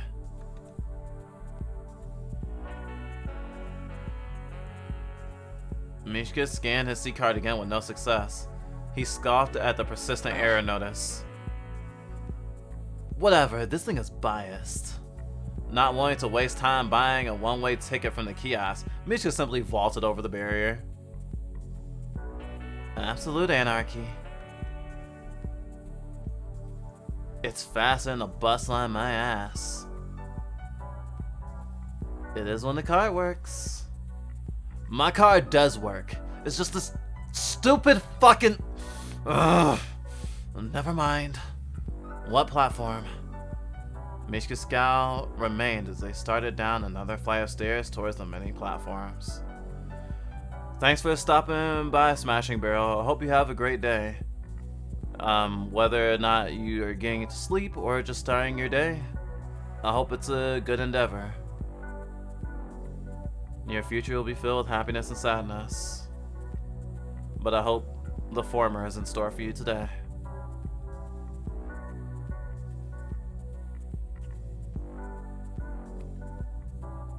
Mishka's scowl remained as they started down another flight of stairs towards the many platforms. A large, digital map overhead displayed the endless options of color-coded routes. So... We're headed north, so orange line. His response was quick and confident as he steered Mishka towards their platform. Their train was already docked when they approached, but Sasha showed no urgency as he walked towards the open sliding doors. Mishka, on the other hand, kept glancing over his shoulder as they went along, even more so once they boarded. He guided them both as far as the other occupants as he could. Motioning to a spot in the corner for Sasha to sit. I hate this fucking train. One leg crossed the other while he leaned back, his arms wrapped around his middle. Hey, at least it's not too packed this late in the afternoon. I didn't feel like standing during a ride this long. Because no one likes the subway. Or there's suckers who don't get off work for another 2 hours. Mishka grew quiet and turned his attention toward the window, staring through the glass with his jaw clenched. Sasha pulled his phone out of his pocket and shifted around to get comfortable, since no one else was near. He was able to swing his legs up into the empty seats. Ah, damn it! We forgot the tacos! The difference between this district and the one they had just left felt like night and day. The trees, planted evenly along the road, were still manicured. No trash could be found in the crackless sidewalks, and the water features adorned walkways and expensive-looking skyscraper lobbies. Is it just me, or is the air different here? Careful, they'll charge us for talking too much. Grinning slightly, Mishka shoved his hands deep into his pockets and trailed after his friend. I'm always amazed to see how many people find time to shop in the middle of a workday. Not that I work a normal schedule. Stretzer Tower was tall enough to spot almost anywhere in the city, so it felt a little intimidating standing under it now. The first floor was filled with various types of open-air shops that anyone could pass through, and there were a hell of a lot of them. Hey, Sasha, look at this. Without much of a warning, Mishka veered off and crouched down beside a small metal box outside an expensive-looking boutique. I think it's an umbrella. Wrapping thing? He leaned over the box and looked down at the narrow hole at the top. I dare you to put your hand in there. What, steal an umbrella bag? Still, he curiously walked over and looked down into it. Wish I had an umbrella on me so I could bag it. Maybe it's part of their marketing ploy. Get you to buy an umbrella just to try this thing. Rich people will absolutely buy an umbrella when it's 28 and clear skies outside. Sasha checked his phone to reread the text he received the previous night. Why does this guy want to meet here anyway? Is this really on your route? Sasha just shrugged. Honestly, the further from my apartment, the better. His gaze darted between the hanging signs of the nearby shops in hope of finding jukebox. Actually, that makes sense. So who are we looking for? Skeezy guy, probably late 20s, old outdated pair of sneakers. Taryn, never met him before. So probably a new buyer. Never met him. And you weren't gonna ask me to come? Wow, I see. They wanted to meet at jukebox. My bank account's at a higher risk than my safety. Not far away from them, a man who fit Mishka's earlier description gazed up from his phone, peered around, and looked back down. A few moments later, the man lifted his head and looked around again. Yeah, so is that him? Mishka motioned with his head, and his hand sliding instinctively into his pockets, where his knives were. Probably. The two of them approached the stranger. Hey, are you Taryn? The man turned and squinted at Sasha with a hearty laugh. He flipped his phone around and shoved it into his pants pocket. Hey man, I thought you'd be taller. His teeth flashed in a smile. Anyway, what's up? Other than bringing me my order, or wait, are you Sasha or you? He pointed towards Mishka. Yep, that's him. Probably never buys his own shit. I hate this. Shifting into customer service mode, Sasha's tone changed into something more confident. I'm travel sized, or would you rather I be on everybody's radar? Oh shit. Laughing my ass off. Hey man, that just means you can squeeze into smaller spaces, right? With a chortle, he dug into his pocket and started pulling out wads of cash, flipping through them only after he licked his thumb first. Gross. Taryn paused to look up at Mishka for a moment, then went back to his counting. Something like, what, 200 for a gram? Didn't you say you wanted to meet at jukebox? It's close enough. Sasha interjected, watching the stack of money this man pulled out in broad daylight. So, Do you not have Pavo or coin linked to your C card? I also take crypto. The thought of carrying cash around made him nervous. Nah, cutie. I don't like to be traced. So how much is it? The new NS shit is expensive, isn't it?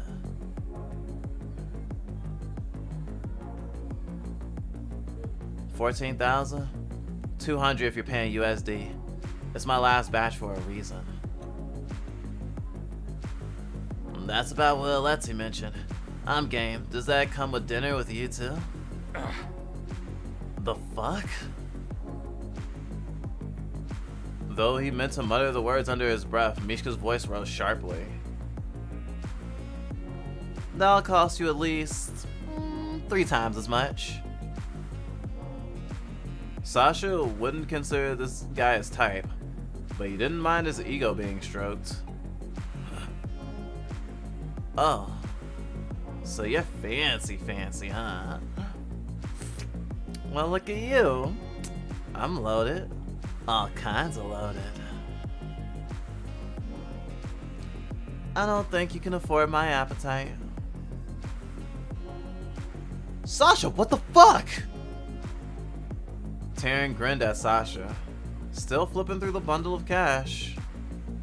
Alright, so what? 200 USD for the bag and then 800 for you? I ain't talking about dinner, you know. His tongue stuck out playfully between his teeth.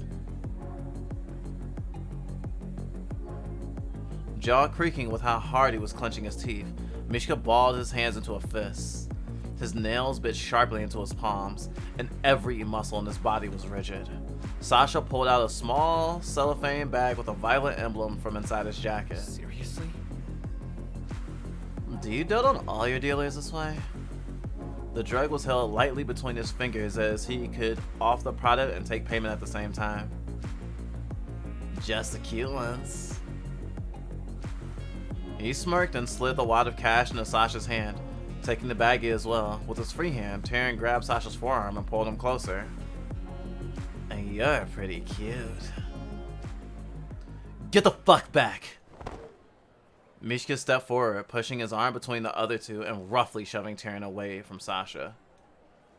Hey, what the fuck, man? Taryn growled, stumbling back a little, temper igniting like a spark. He put both hands on Mishka's chest and shoved him back. Who the fuck do you think you are? Ugh. Hey, y'all need to chill the fuck out. Sasha glanced around anxiously, knowing they were making a scene. Oh, you'll fucking know who I am in a second, shithead. The scowl Mishka wore intensified, and Sasha's voice fueled the adrenaline coursing through him. Are you kidding me? Mishka, we're not doing this right now. The uproar had already gained the attention of a few onlookers, all of them slowing down to better see the fight. Hey. Huh? What's going on over here? An officer on patrol started to make his way towards them, craning his neck in an attempt to gauge the situation. Oh, Fuck. Sasha felt his stomach flip as the cop approached. This had never happened before. He was usually good at keeping a low profile. Come on. God damn it. Sasha, we should bail. Alright, I'm gonna have to ask you all to calm down. Hey, what do you have there in your hand? Shit, fuck this man, I'm out. Seeing the officer was still some distance away, Taryn quickly pocketed the drug that had been spotted and then took off. He disappeared into the labyrinth of shops and side streets around the tower. Sasha felt his throat tighten and his heartbeat thundered in his ears. We can't afford this. Fuck! We have to run. We have to run. We don't have enough money for. We don't have enough money for a bribe. Go. Oh wow. Oh wow. I wonder if it escalated because Mishka was upset about the train ride.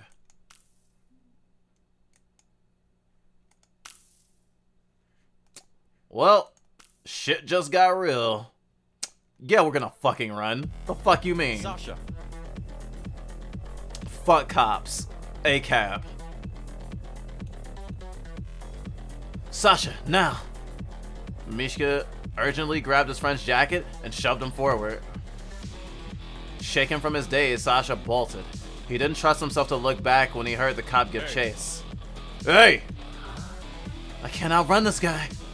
Sasha huffed as he sharply turned the corner and tried to keep up with Mishka. Doesn't matter. Just keep running. Mishka checked over his shoulder and suddenly grabbed Sasha's wrist, tugging him to the left. Where are we going?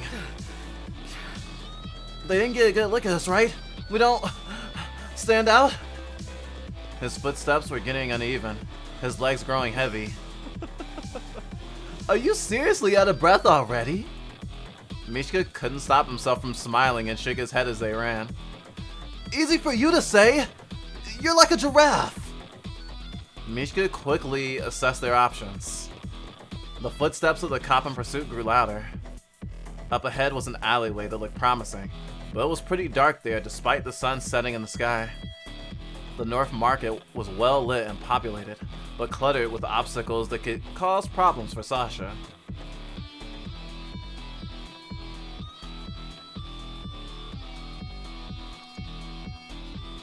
The alley was their best bet. Still pushing Sasha along, Mishka ran straight ahead towards the opening.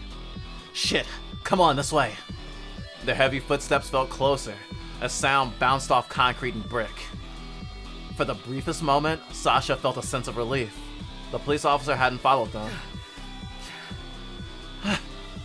Not to jinx us, but I think we might get lucky. He was completely winded and started to slow down a bit, adrenaline alone keeping him moving. You can't slow down now. Come on. I hate this. Why did you have to make a scene? When the two of them ran across the counter, Mishka came to a hard stop. Everything slowed in that moment. Shit. Desperately, he tightened his grip on Sasha's wrist and yanked him back as his friend careened past him, unable to stop his momentum. The sudden jerk sent a spike of pain radiating through Sasha's arm. Ow! Hey, what are you... Mishka wasn't listening. He was staring at two figures standing in the alleyway, clearly in deep conversation. One was brightly dressed with a wicked grin glinting from beneath the shadow of his hat. The other figure was a stark contrast, dressed in all black. A tense silence filled the alleyway when the pair noticed Sasha and Mishka. Abruptly, Mishka turned around and ran back the way they'd just come, dragging Sasha behind him. Everything felt like a blur as the mysterious figures disappeared behind them. Despite the sound of sirens growing louder, Mishka did not stop running. Now, at the intersection of two large alleys, he whipped his head around to look for an exit. Stop! Put your hands up! Mishka spun around, quickly eyeing the fire escape above them for a moment, as if entertaining the thought. More officers came from the remaining alleyway openings, approaching with weapons drawn. Fuck! God damn it! When they slowed down, Sasha suddenly felt like he'd been hit by a train. His face was flush hot, and his throat rasped painfully as he gasped for air. It had all been for nothing. He wasn't sure what was making his heart race more, the fact that he sprinted way beyond his capacity, or knowing full well that they were about to get booked for this.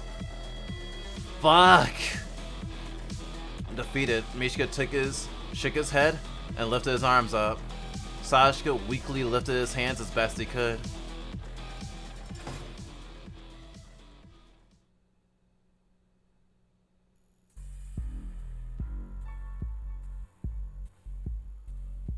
Wow.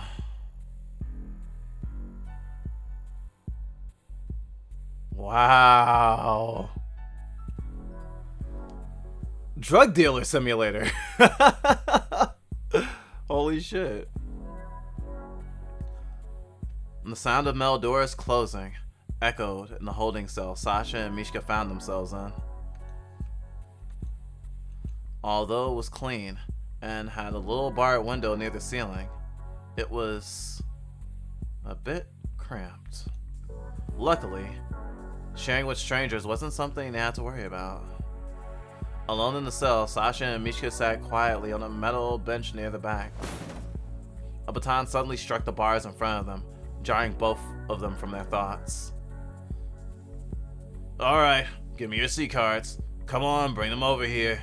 I don't have all day. When neither of them moved or stand up, the officer hit the bars again, this time even louder than the last.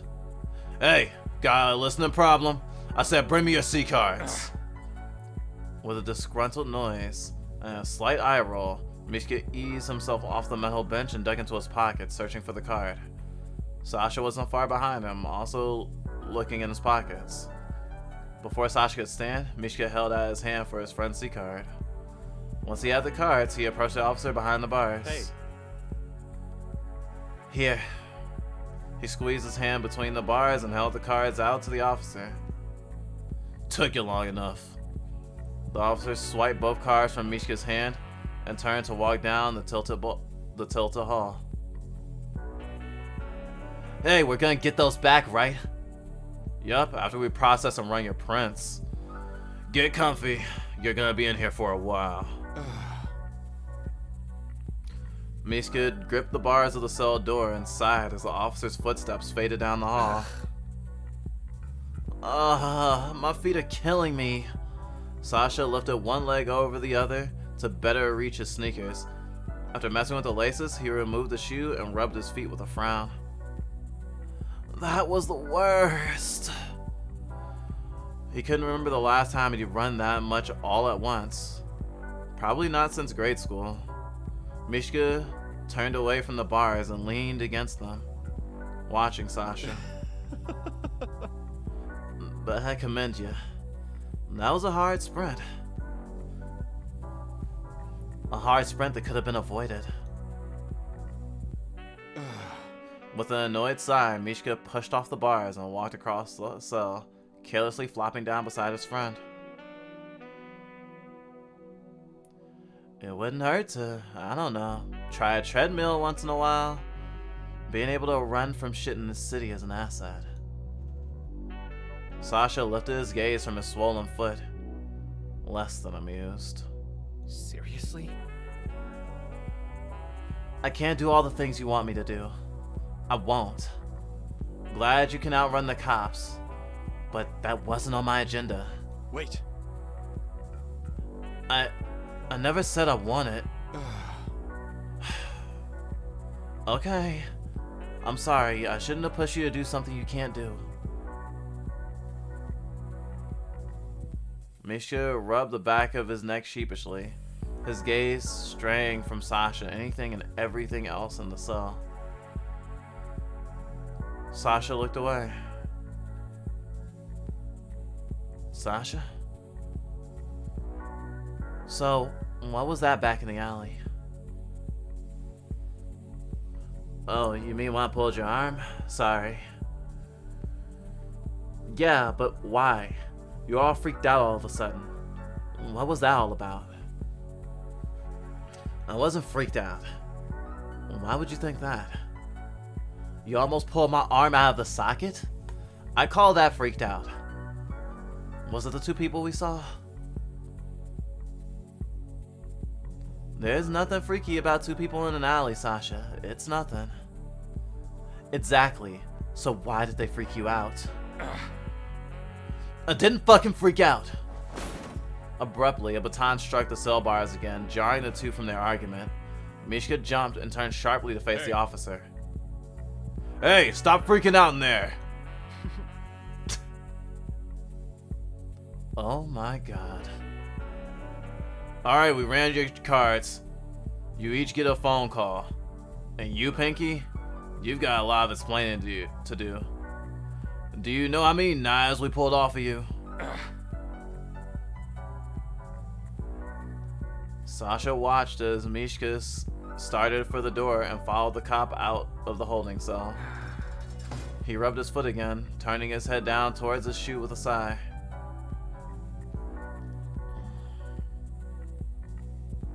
Together, Mishka rounded the corner behind the officer.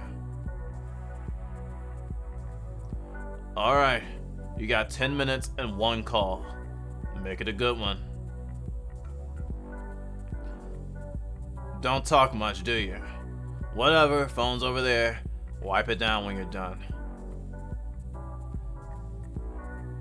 Mishka approached the row of ancient-looking phone lines and proceeded to pick up the receiver. When he did, a small screen projected above the number pad. With practice ease, he dialed a number and waited quietly. He watched as the screen flickered before faintly displaying a pixelated face. Coordinates.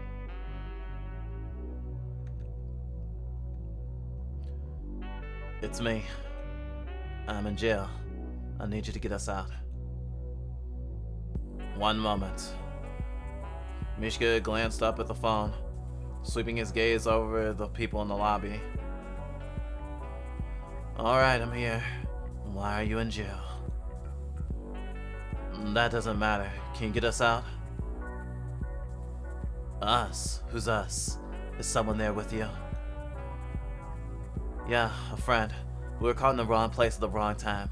Doesn't matter, it's not a big deal. Listen. Is your C card not working? That should have let you out when they scanned the encryption. Do you really want to play 20 questions with me right now? I've got a limited time on this thing.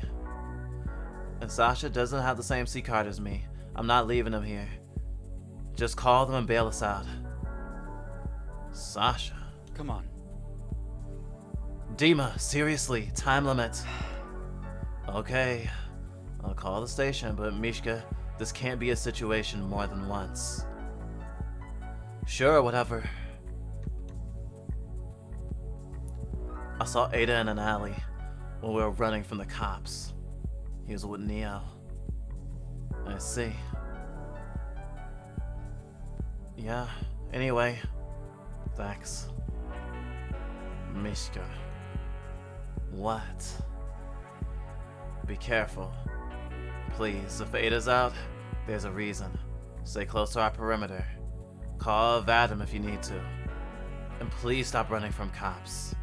Keep your head down. Yup. Bye. But click. Mishka abruptly set the receiver back down onto the hook, his eyes closing with aggravation. The cop behind him eyed him like a hog, occasionally glancing over Mishka's shoulder as the now black screen on the landline. You done? Come on. Mishka complied and turned to follow the officer back down the hall and towards the holding cell. Not a minute had passed before the sound of static blared from the officer's walkie-talkie. Hey, Kimmerick, this is Smith, over. Hey, Smith, go on ahead, over. Those two in holding cell D4, they're free to go, over. What? All right, affirmative. Over and out.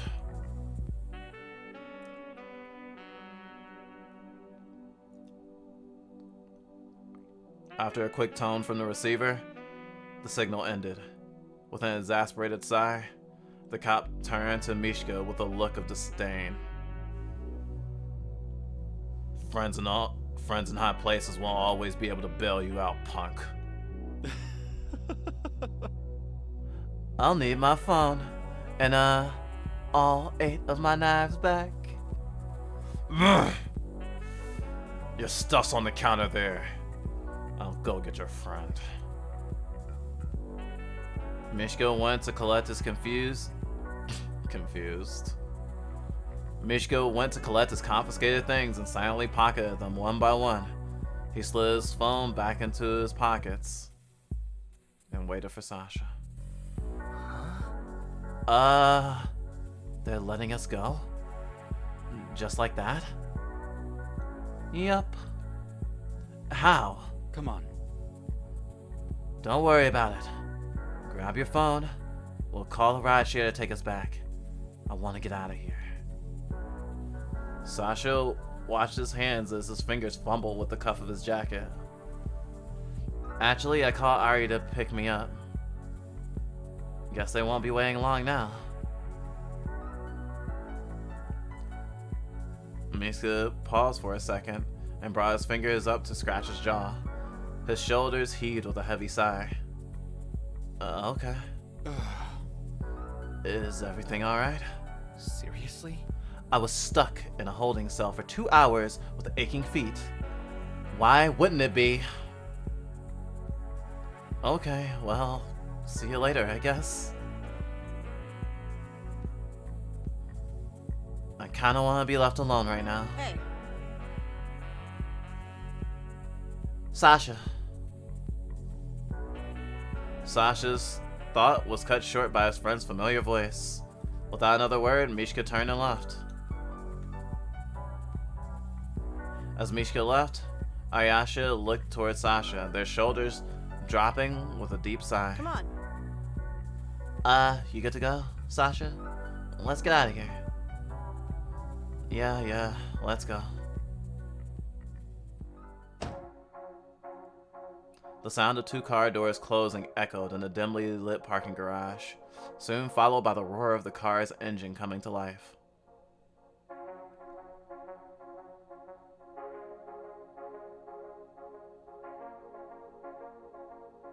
Ayasha clicked their seatbelt into place and glanced over at their friend, fingers tightening on the steering wheel.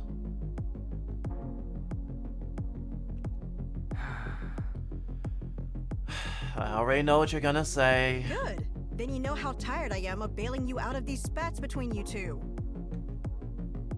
Do you know I'm missing my self-defense class to come pick you up? What even happened? It was just a normal drop, and Mishka didn't like the guy. Some cop saw. That was it. That was it? As if Mishka's jealous tendencies haven't gotten you into shit like this before? Aryasha shook their head slowly. Their manicured fingers loosened their grip on the wheel as the car turned out of the parking space. Am I wrong? No. Look, I'm not trying to tell you what to do. I'm just worried you're wasting your energy on a dead end.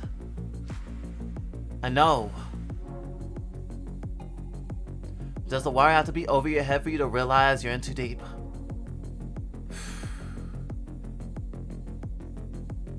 You cannot get thrown in jail again. You're a dealer. How'd you even get out? No one can afford bail in this city. I don't know. Mishka went to make his phone call, and after that, the cop came back and let us out. That's shady as fuck, Sasha. What's worse is that he didn't tell me how. And I did ask. He seems real choosy on what I should and should not know. That's Mishka though, he's secretive. But not with me. Apparently he is, from what you're telling me. Maybe they're right. Sasha looked out the window, watching the shops and streetlights fly by. The roads were almost empty at this time of night.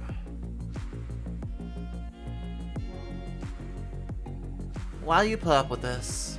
Why not just tell him this isn't working? 'Cause it's clearly not.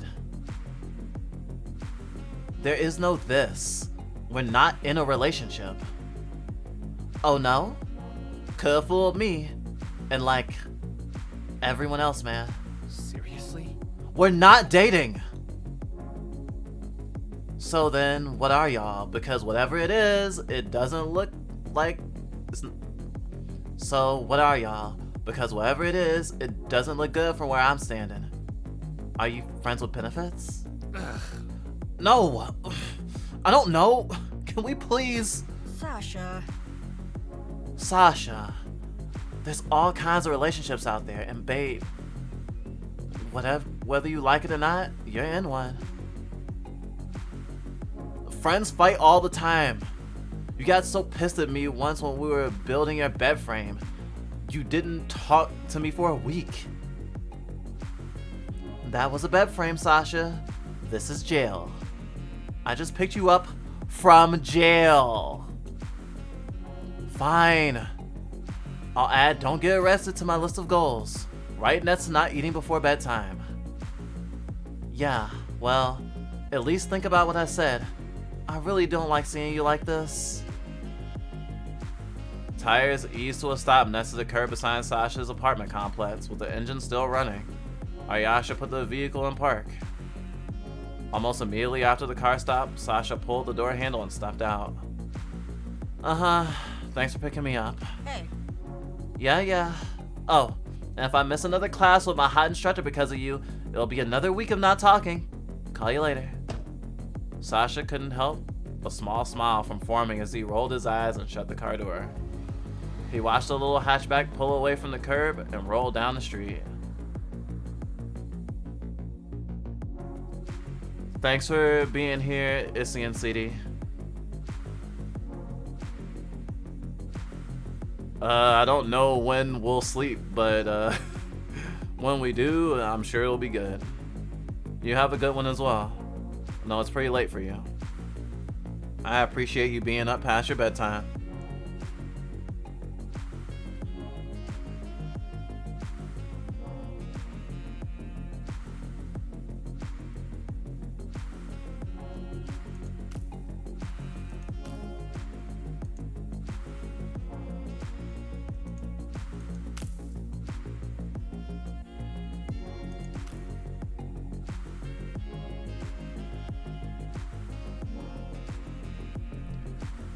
So then, what are y'all?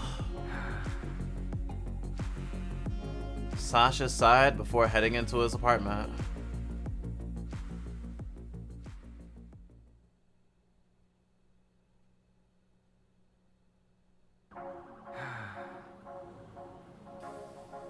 Fuck, I'm so hungry. I gotta stop waking up so late.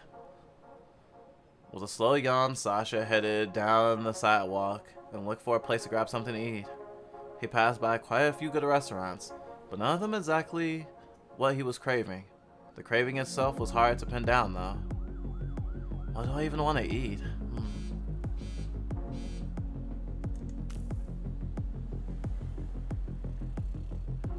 Morning, sunshine. Gotta pick up for you. Okay, when? 1300 today. It's at the flower shop.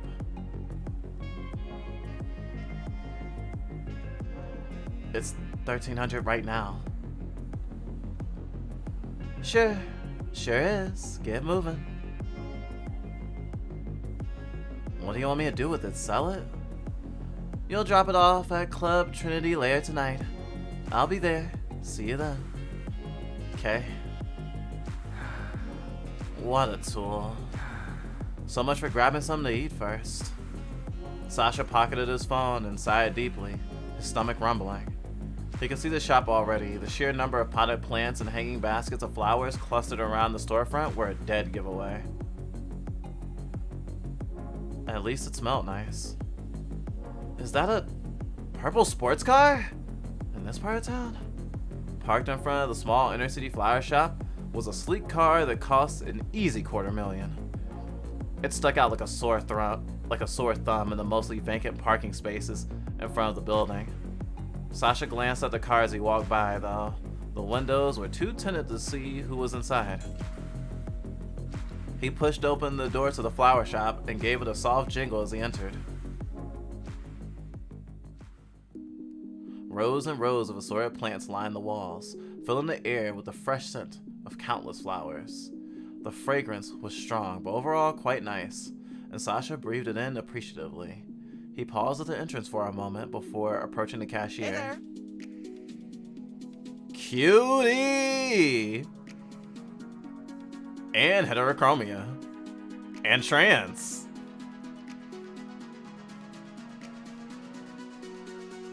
Oh shoot! I forgot to mop up the back. It should be... Sasha, hey! Hey, Siren. Working a double shift? Yup, my rent says I can't work under 12 hours a day. I'm joking, but not really. I hear that. My balance is looking pretty sad right now. Yeah. Anyway, are you here to help me stock the shop? Please? Nope, sorry. I'm picking up a shipment today. It would have been filled within the last hour or so. I think under Alexi's? Oh man, I could have really used the help. I'll check the sheet to see if they're ready. If it's in the back though, I'll have to wait. Is something wrong? Someone from corporate is back there. Things are chaotic right now. Huh? Chaotic? It's a flower shop. How bad can it be? Oh, you don't know the half of it. Siren leaned over the counter a bit and motioned for Sasha to come closer. Cautious, Sasha obliged. There was a break-in last night? Some real spooky shit. So he sent someone in to check on everything, I guess. Even worse, apparently, a dead dealer was found in an alley not far from here. Shit's crazy, Sasha. I've never seen it like this before. And don't even get me started on the old ladies coming in for their poppies. They're the worst of them all. The mention of a dead dealer made the back of Sasha's neck tingle. The dealer? Were they one of ours? I don't think so, but I don't remember either. It was only one dealer, but still. Be careful, Sasha. Abruptly, the door leading to the back room opened. Emerging from the stock room was a tall-built man carrying a plum pad for someone sent from corporate. He was pretty casually dressed. Okay, that guy is definitely a bouncer. Flower shops don't have bouncers, though. Siren flashed Sasha a glance as if to alert him of the approaching man. Fuck, he's built. Oh, that was fast. All done back there then? Yeah, everything looks good so far. May I see the book for the shop's shipments? Oh yeah, 1 second. Let me find it. And okay, here you go. As if his life depended on how fast he could comply, Siren thrust his arm and offered the man a wide binder. I'm glad to see the baby's breath is selling well. Huh? Oh, I'm sorry. That's the wrong binder. Let me just... Quickly ducking down behind the counter, Siren searched frantically for the correct binder and popped back up a few seconds later. Oh, yeah. Purple binder for inventory. Here you go. Selling flowers and drugs is hard to keep track of sometimes. Thanks. Oh, shipments. Oh, shipments. Oh, shipments. Sasha has shipment. 1 second, Sasha. Let me go get that. Before the end of his sentence, Siren had already vaulted over the counter and briskly headed into the back. Once Siren had slipped away, the room was filled with silence. The only sound in the room now were the quiet taps of the man tying his tablet as he compared the notes in the binder to his own. Sasha finally broke the silence. So, flowers. Serious business, I see. The man looked up from his tablet. My bosses will argue it is. If a single petal in this shop ends up damaged, there'll be hell to pay for it. Wait, are we really talking about flowers right now, or something else? Wow, your boss sounds kinda... Sasha's thoughts were caught off by an incessant honking from the vehicle outside the shop. That's my cue.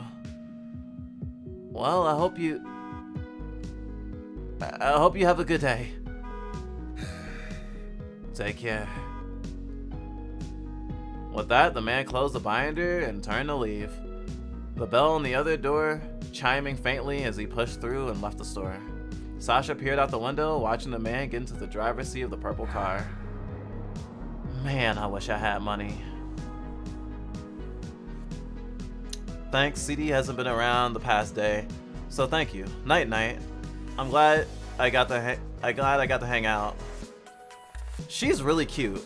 I like her design. Okay, gonna try to head out for reals. We hope to talk to you again tomorrow. We'll try to remember to let you know who's the co-pilot tomorrow. Holy heck, he's big and cute. Hope you got, or you were able to get to sleep after seeing such a big, bulking cutie. This game has an abundance of attractive people. And lots of different body types. Okay, whew. Sorry that it took so long. For some reason, I had to dig to find this one. Anyway, here you... Oh. Vadim leave? That guy from corporate? Yeah. Didn't get to say goodbye. Oh well. With a shrug, Siren held out rectangular purple bots, wrapped in a lavender ribbon. A small white logo was printed on the lid. Anyway, here's your shipment. And remember what I said, yeah? About being careful? Sasha picked up the ornate bots, lifting it and rotating it as he examined the packaging. This looks more like a cake bots. Good. Then you can tell people it's just a cake. See ya, Sasha. Sasha gave a light chuckle, having no complaints about the inconspicuous shipment. Later. After his goodbyes, he pushed against the door and left. The sun overhead was intense, and Sasha squinted against the glare, lifting a hand to his forehead to shield his eyes. With his other hand cradling the bots under his arm, he walked toward the nearest bus stop. Sasha took a seat at the empty bus stop. Thankfully for the shade the top of the bench provided, he set the bots on his lap and stared at it. And the other night, they found a dead dealer in an alley. The longer he stared at the bots, the tenser his brows became. He'll drop it off at Club Trinity later tonight. I'll be there. Sasha didn't notice his thumb starting to fray the cardboard tab of the bots as he got lost in his thoughts. Be careful, Sasha. He fished his phone out of his jacket and sighed as he swiped through his contacts, his stomach rumbling loudly. Pulling up Mishka's chatbots, he typed a quick message.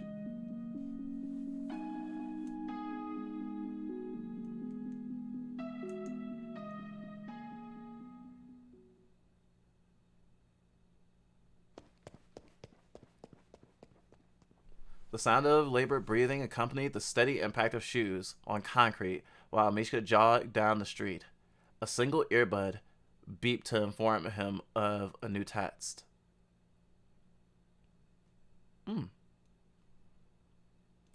Really? What does he want from me now? He slowed to a stop near the corner of the street, one hand pulling out his phone while the other wiped his forehead. Mishka glanced at the message and dropped his shoulders as he read. That club's not a great place. I guess I'll see what's up.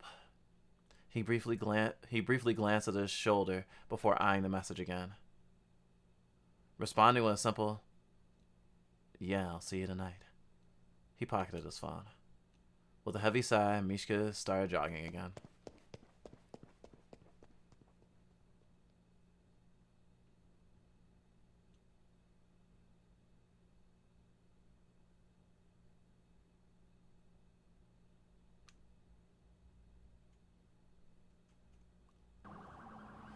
The afternoon had faded into night, and the city's neon glow illuminated the streets with various colors. A massive line had formed outside the Club Trinity, winding around the front of the building and continuing down the sidewalk. Loud music spilled from the doors every time they opened to let in a group of people. Sasha squinted as he looked down the line and searched for a familiar crop of pink hair. So let's see. I will move over here and I'll put it here. Complete disclosure, I hadn't planned on saving, but I'm saving here so I can use as ambience later. People might know that we've tried to increase the production value of our content. We have tried to emulate like a anime block in our approach. The starting soon screen is a direct reflection of that. So everything before the, or sorry, everything after the morning starts, I'm doing again when we stream this next week. This is basically an extended preview. We're hopefully going to make a next time on for this based on what I'm playing right now, and that will be tacked on to the end of the stream when we upload this to YouTube. And also, we're going to make a previously on Nightshade, You're the Drug. So when stream starts back up next week, for people who haven't watched us play or don't know anything about the game, they'll get caught up. You know, treating it like a TV show. Hopefully it won't be too hard, but I think it'll be a good way to practice some of our editing skills, because eventually we will probably try to make something original, story based, that's not just like a book or something. I don't know if we do a visual novel or something. I know Drizzle wants to make video games, but I am very curious on how we could not just use this to create hype around the game to get more people interested in the game through our Let's Plays, but also give a sense of mystique to the stuff we do, because it's kind of cool being able to do the things that we growing up were like, oh man, it would be so cool. And I know that Drizzle always wanted to like make movies and stuff, and I mean, maybe we'll become one of those YouTubers who ends up making a movie, but those things are challenging. Though there's a streamer we're mutuals with who kickstarted successfully a animated series based off of their original webtoon. So and they're also a person of color, so it kind of inspires us a bit, and I guess we're trying to do things to work towards that. Because I was gonna end playing this at the 3-hour stream mark. But I didn't feel like I'd hit a good cutoff point. But if someone watches the VOD and they get a next time on, I feel like it stopping abruptly at the question, what is he to me, would be actually perfect. Like, it will be a perfect way to end the first episode for like a 45-minute drama. So that's the plan. I say as much for you as for me, as for my headmates when they watch the VOD. Hopefully they review it. If not, I'll have to do it myself. Huh. Speaking of, where's the... I forgot which one it was. Is it this one? Yeah. Okay, this works. I just wanted to make sure it worked. I need a harem of all the peoples. Excuse me. Also, I'm about to go on break once this is over. I want to see the boss and stuff, because I feel like that will give me a little bit. It'll set me up to know what to expect for next week. Yeah.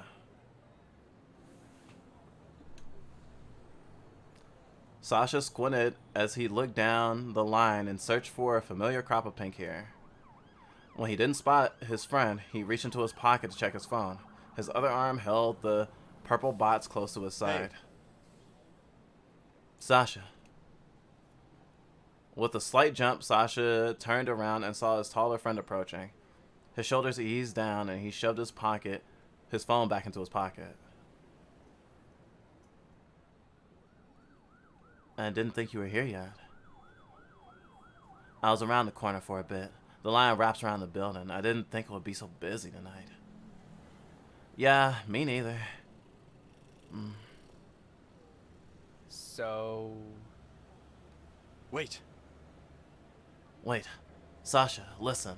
We don't have to do this right now. Okay. We can do the whole apologies and feelings things later, okay? I just want to try and have a good time. Yeah, about that. About what? I'm here because I have a drop. Are you serious? It'll be quick, I promise. After that, we can head back to my place and order a pizza or something. I should have known there was a catch. Hey, I'm sorry, okay? My boss literally texted me this afternoon. I wasn't supposed to work today. Sasha sighed and pulled the box beneath his arm. Mishka caught a glimpse of the ornate package Sasha was carrying. Where'd you get that? Sasha followed Mishka's eyes to the box. It's my shipment.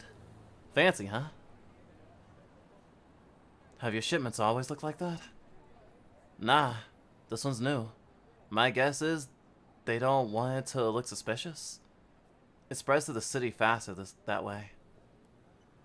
Right. Come on, the sooner we get this over with, the sooner we can bail and go back to your place. I'd much rather do that than go inside, honestly. On any other day, I'd love to go clubbing, but not with my boss there. Makes sense. Do you have your C card? Looks like they're checking them at the door. The line was growing smaller by the... Oh wait, I can actually like shake my head? I didn't know that I could do that. I mean, we usually do this to like head bob, because when we head bob this way, it's like you can't really tell as much. Looks kind of awkward. But it's nice to see I can just no. Sorry. Yeah, when you see your true face can do new things that you didn't know it could do, it's pretty neat. The line was growing smaller by the minute, and the pair gradually made their way towards the front. Sasha stepped up to the bouncer at the entrance. Now that it was their turn, he branched his C card. With a quick scan and a beep, headed toward the doors. Mishka stepped forward to do the same, but stopped when he noticed something. Hey, I need your card. Ignoring the man's tone, Mishka stared intently towards the rooftops above them, his brows deeply furrowed. Hey, you want in or what? Mishka, come on, stop stargazing or whatever you're doing, you weirdo. I just want to get this over with. Mishka looked away and exhaled sharply, handing over his C card to be scanned. He pocketed it a moment later and followed Sasha wordlessly. He stopped to look over his shoulder once more before stepping inside. You good, Sasha? You good, Miska? You good, Miska? Yeah. Okay. Okay. Good. I need a drink. They were met by the pulsating, all-encompassing bass that shook the very foundation of the building. A cold woo, a cold woo, a cold woo, a cold woo. A cold wind blew up between the buildings. Neat. Fucking skin suit.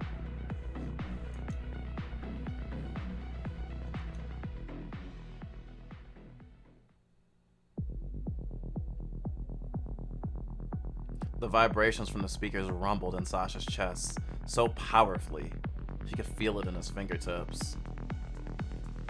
The pounding rhythm of the music, strobing neon lights engulfed him, sucking him into the club's atmosphere. The two pushed through the crowd, weaving tightly between people. Mishka stayed close behind Sasha, who seemed determined to get to the bar. Once they were there, Sasha slid into a high stool and propped his elbows on the countertop. Mishka stood next to him, easing close to Sasha's ear so his friend could hear him. You really need a drink to get through this. Sasha swatted at his friend playfully, making sure he still had his arms secured around the small purple bots. It's just a drink. I want to loosen up a bit before heading up over there. Where's the VIP room anyway? Pink eyes scanned the dancing crowd and swept over the back of the room, trying to spot any roped off areas. Mishka looked back down at Sasha. In the back, somewhere over there, I think. Half leaning out of the stool and into the counter, Sasha raised his voice to order his fruity drink. The bartender gave a nod and started mixing. Sasha grabbed a nearby napkin and started shredding it absentmindedly. You want a drink? No, I'm good. Okay, that's weird. You drink more than I do. Are you still upset? No. Really, I'm good. Just want to stay on my toes tonight.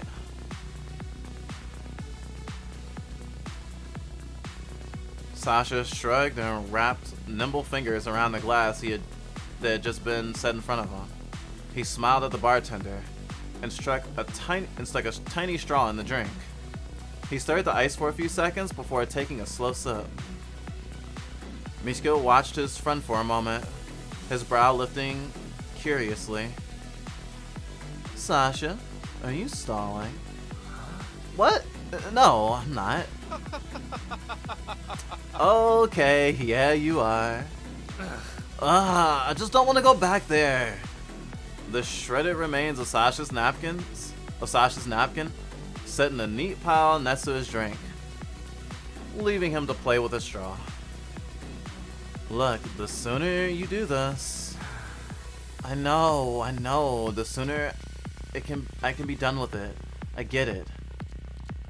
Unless you can wait for a little, it's fine. You want to try this? Sasha. Mishka draped an arm around Sasha's shoulders and sighed. He reached for the drink in his friend's hands and took a sip. It's not bad. Now come on, you can do this, right? It is that bad. Let's see sucks. With a groan, Sasha stood up and leaned into Mishka's one-armed embrace. He finished the rest of his drink in one swift motion and set the empty cup on the counter behind them. As they pushed their way through the dance floor, it became apparent just how packed the club really was. Sasha squeezed past a few people with Mishka following close behind. The door before them was bright red, a stark contrast against the darkness of the club's walls. A broad-shouldered man stood at the threshold with his arms crossed. Sasha stood closer, sheepishly scratching the side of his nose. Hey, Richard, was it? I'm here to see Alexei. Mishka glanced around them once they reached the door, scanning the faces in the crowd. What's the phrase? Oh, shit, what was it? The bouncer eyed Sasha a little skeptically, then looked over at Mishka, who merely shrugged in response. I'm with him. Oh, it's Alone the Wolf Dies Out. Cringe, but okay. When the bouncer gave an affirming nod, he stepped to the side and opened the door.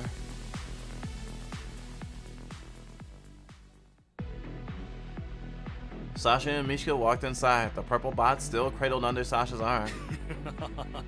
Oh yeah, this guy looks like a fucking creep.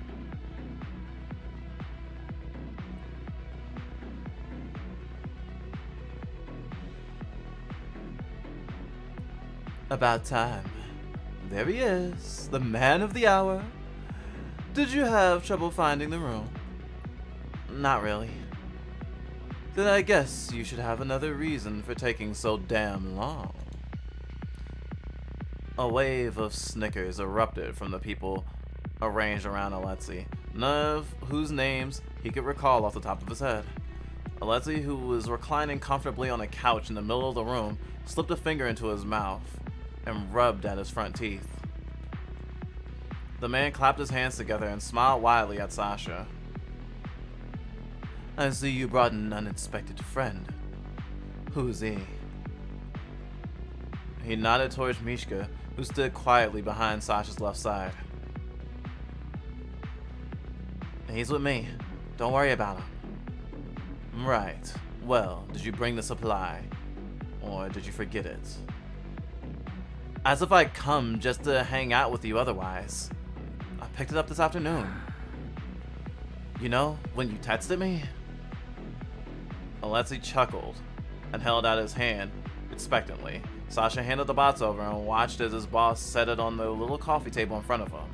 The folding lock was open, and Alexei peered inside. There it is, boys. His smile growing smugger by the second. Alexei reached inside the box and pulled out a small cellophane bag.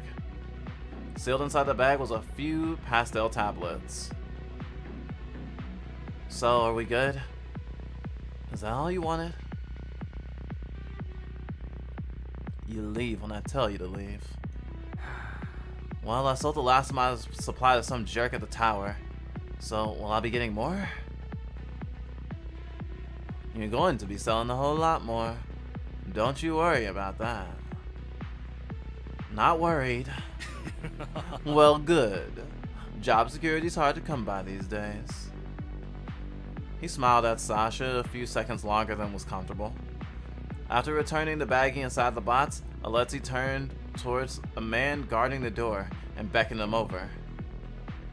Here, take this to the warehouse off Kempa. Get it there by tonight. Warehouse?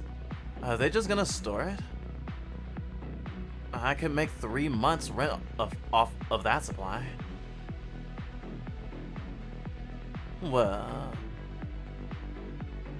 Well, you got the shipment, so chill the fuck out, Sasha. Mishka stepped a little closer. Dude, I just want to go home. This is supposed to be my day off.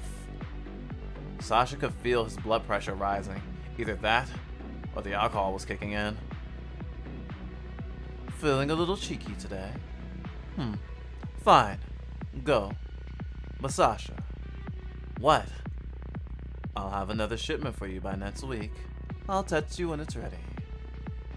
It will be double the amount this time. Make sure you sell it all. I know how to do my job. Alexei waved his hand dismissively and focused his attention back on his phone. Sasha, come on, let's go. Alexei thumbed through the contacts of his phone and lifted the device to his ear. Secured the package, and one more thing. Mishka is here. Oh shit, everyone knows each other. Holy fuck.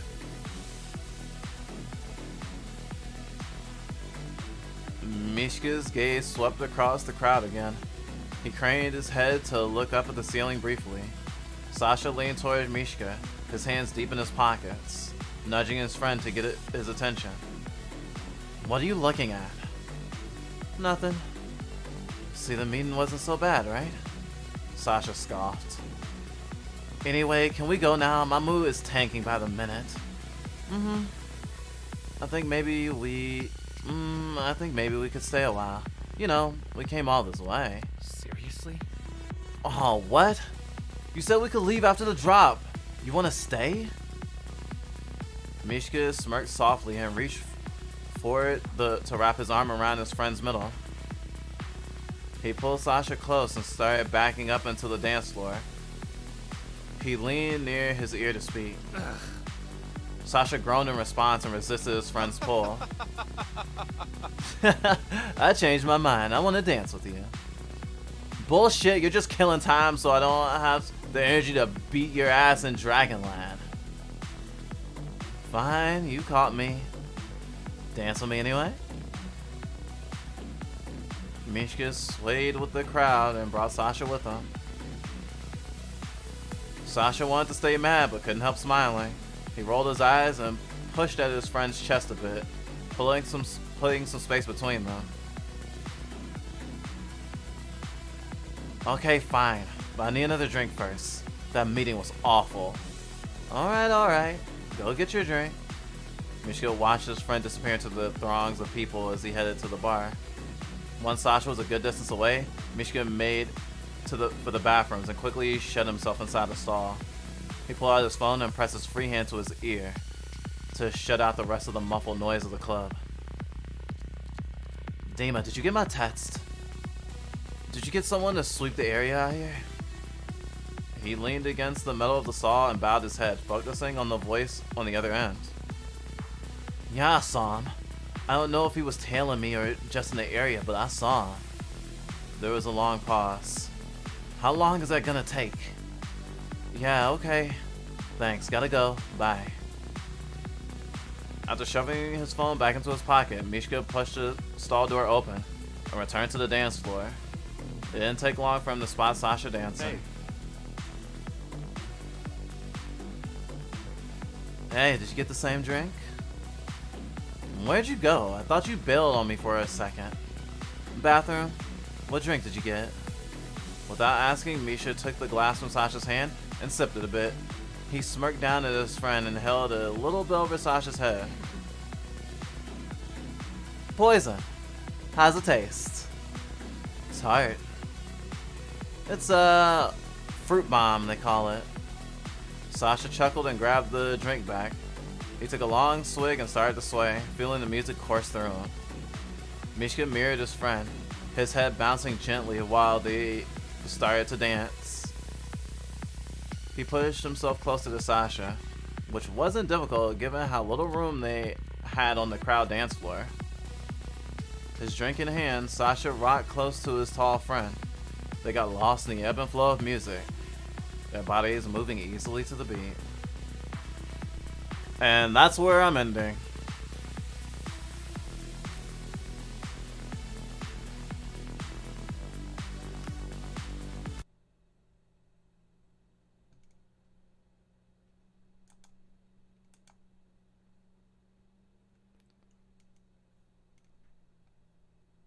Wow, really? Wait.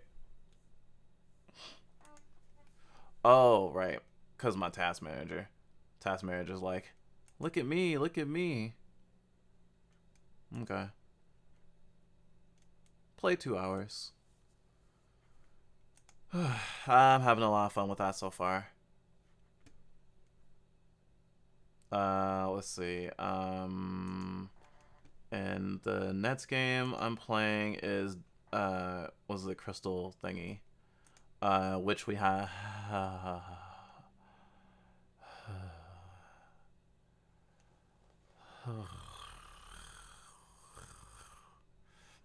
which we have on Steam.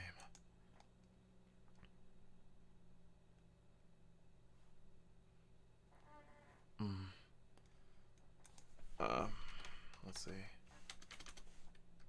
Just want to queue it up. Crystal Story Dawn of Dusk. Which is a action RPG in the 16-bit style. Yeah. That's what we'll be playing soon. Or I'll be playing soon. Then after that, depending on how long no matter how long the game is, even if it's 15 minutes, we'll probably take a short intermission after that. And then Drizzle will play Elden Ring for several hours. Thanks for coming to Psychological Saturday, and if you fall asleep, it's okay. Just follow the sound of my voice. Let's see here.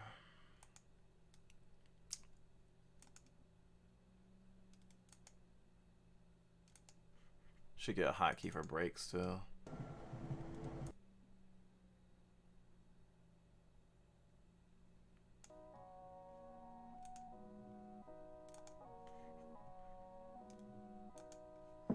Anyway, thanks for being here. We'll see you soon.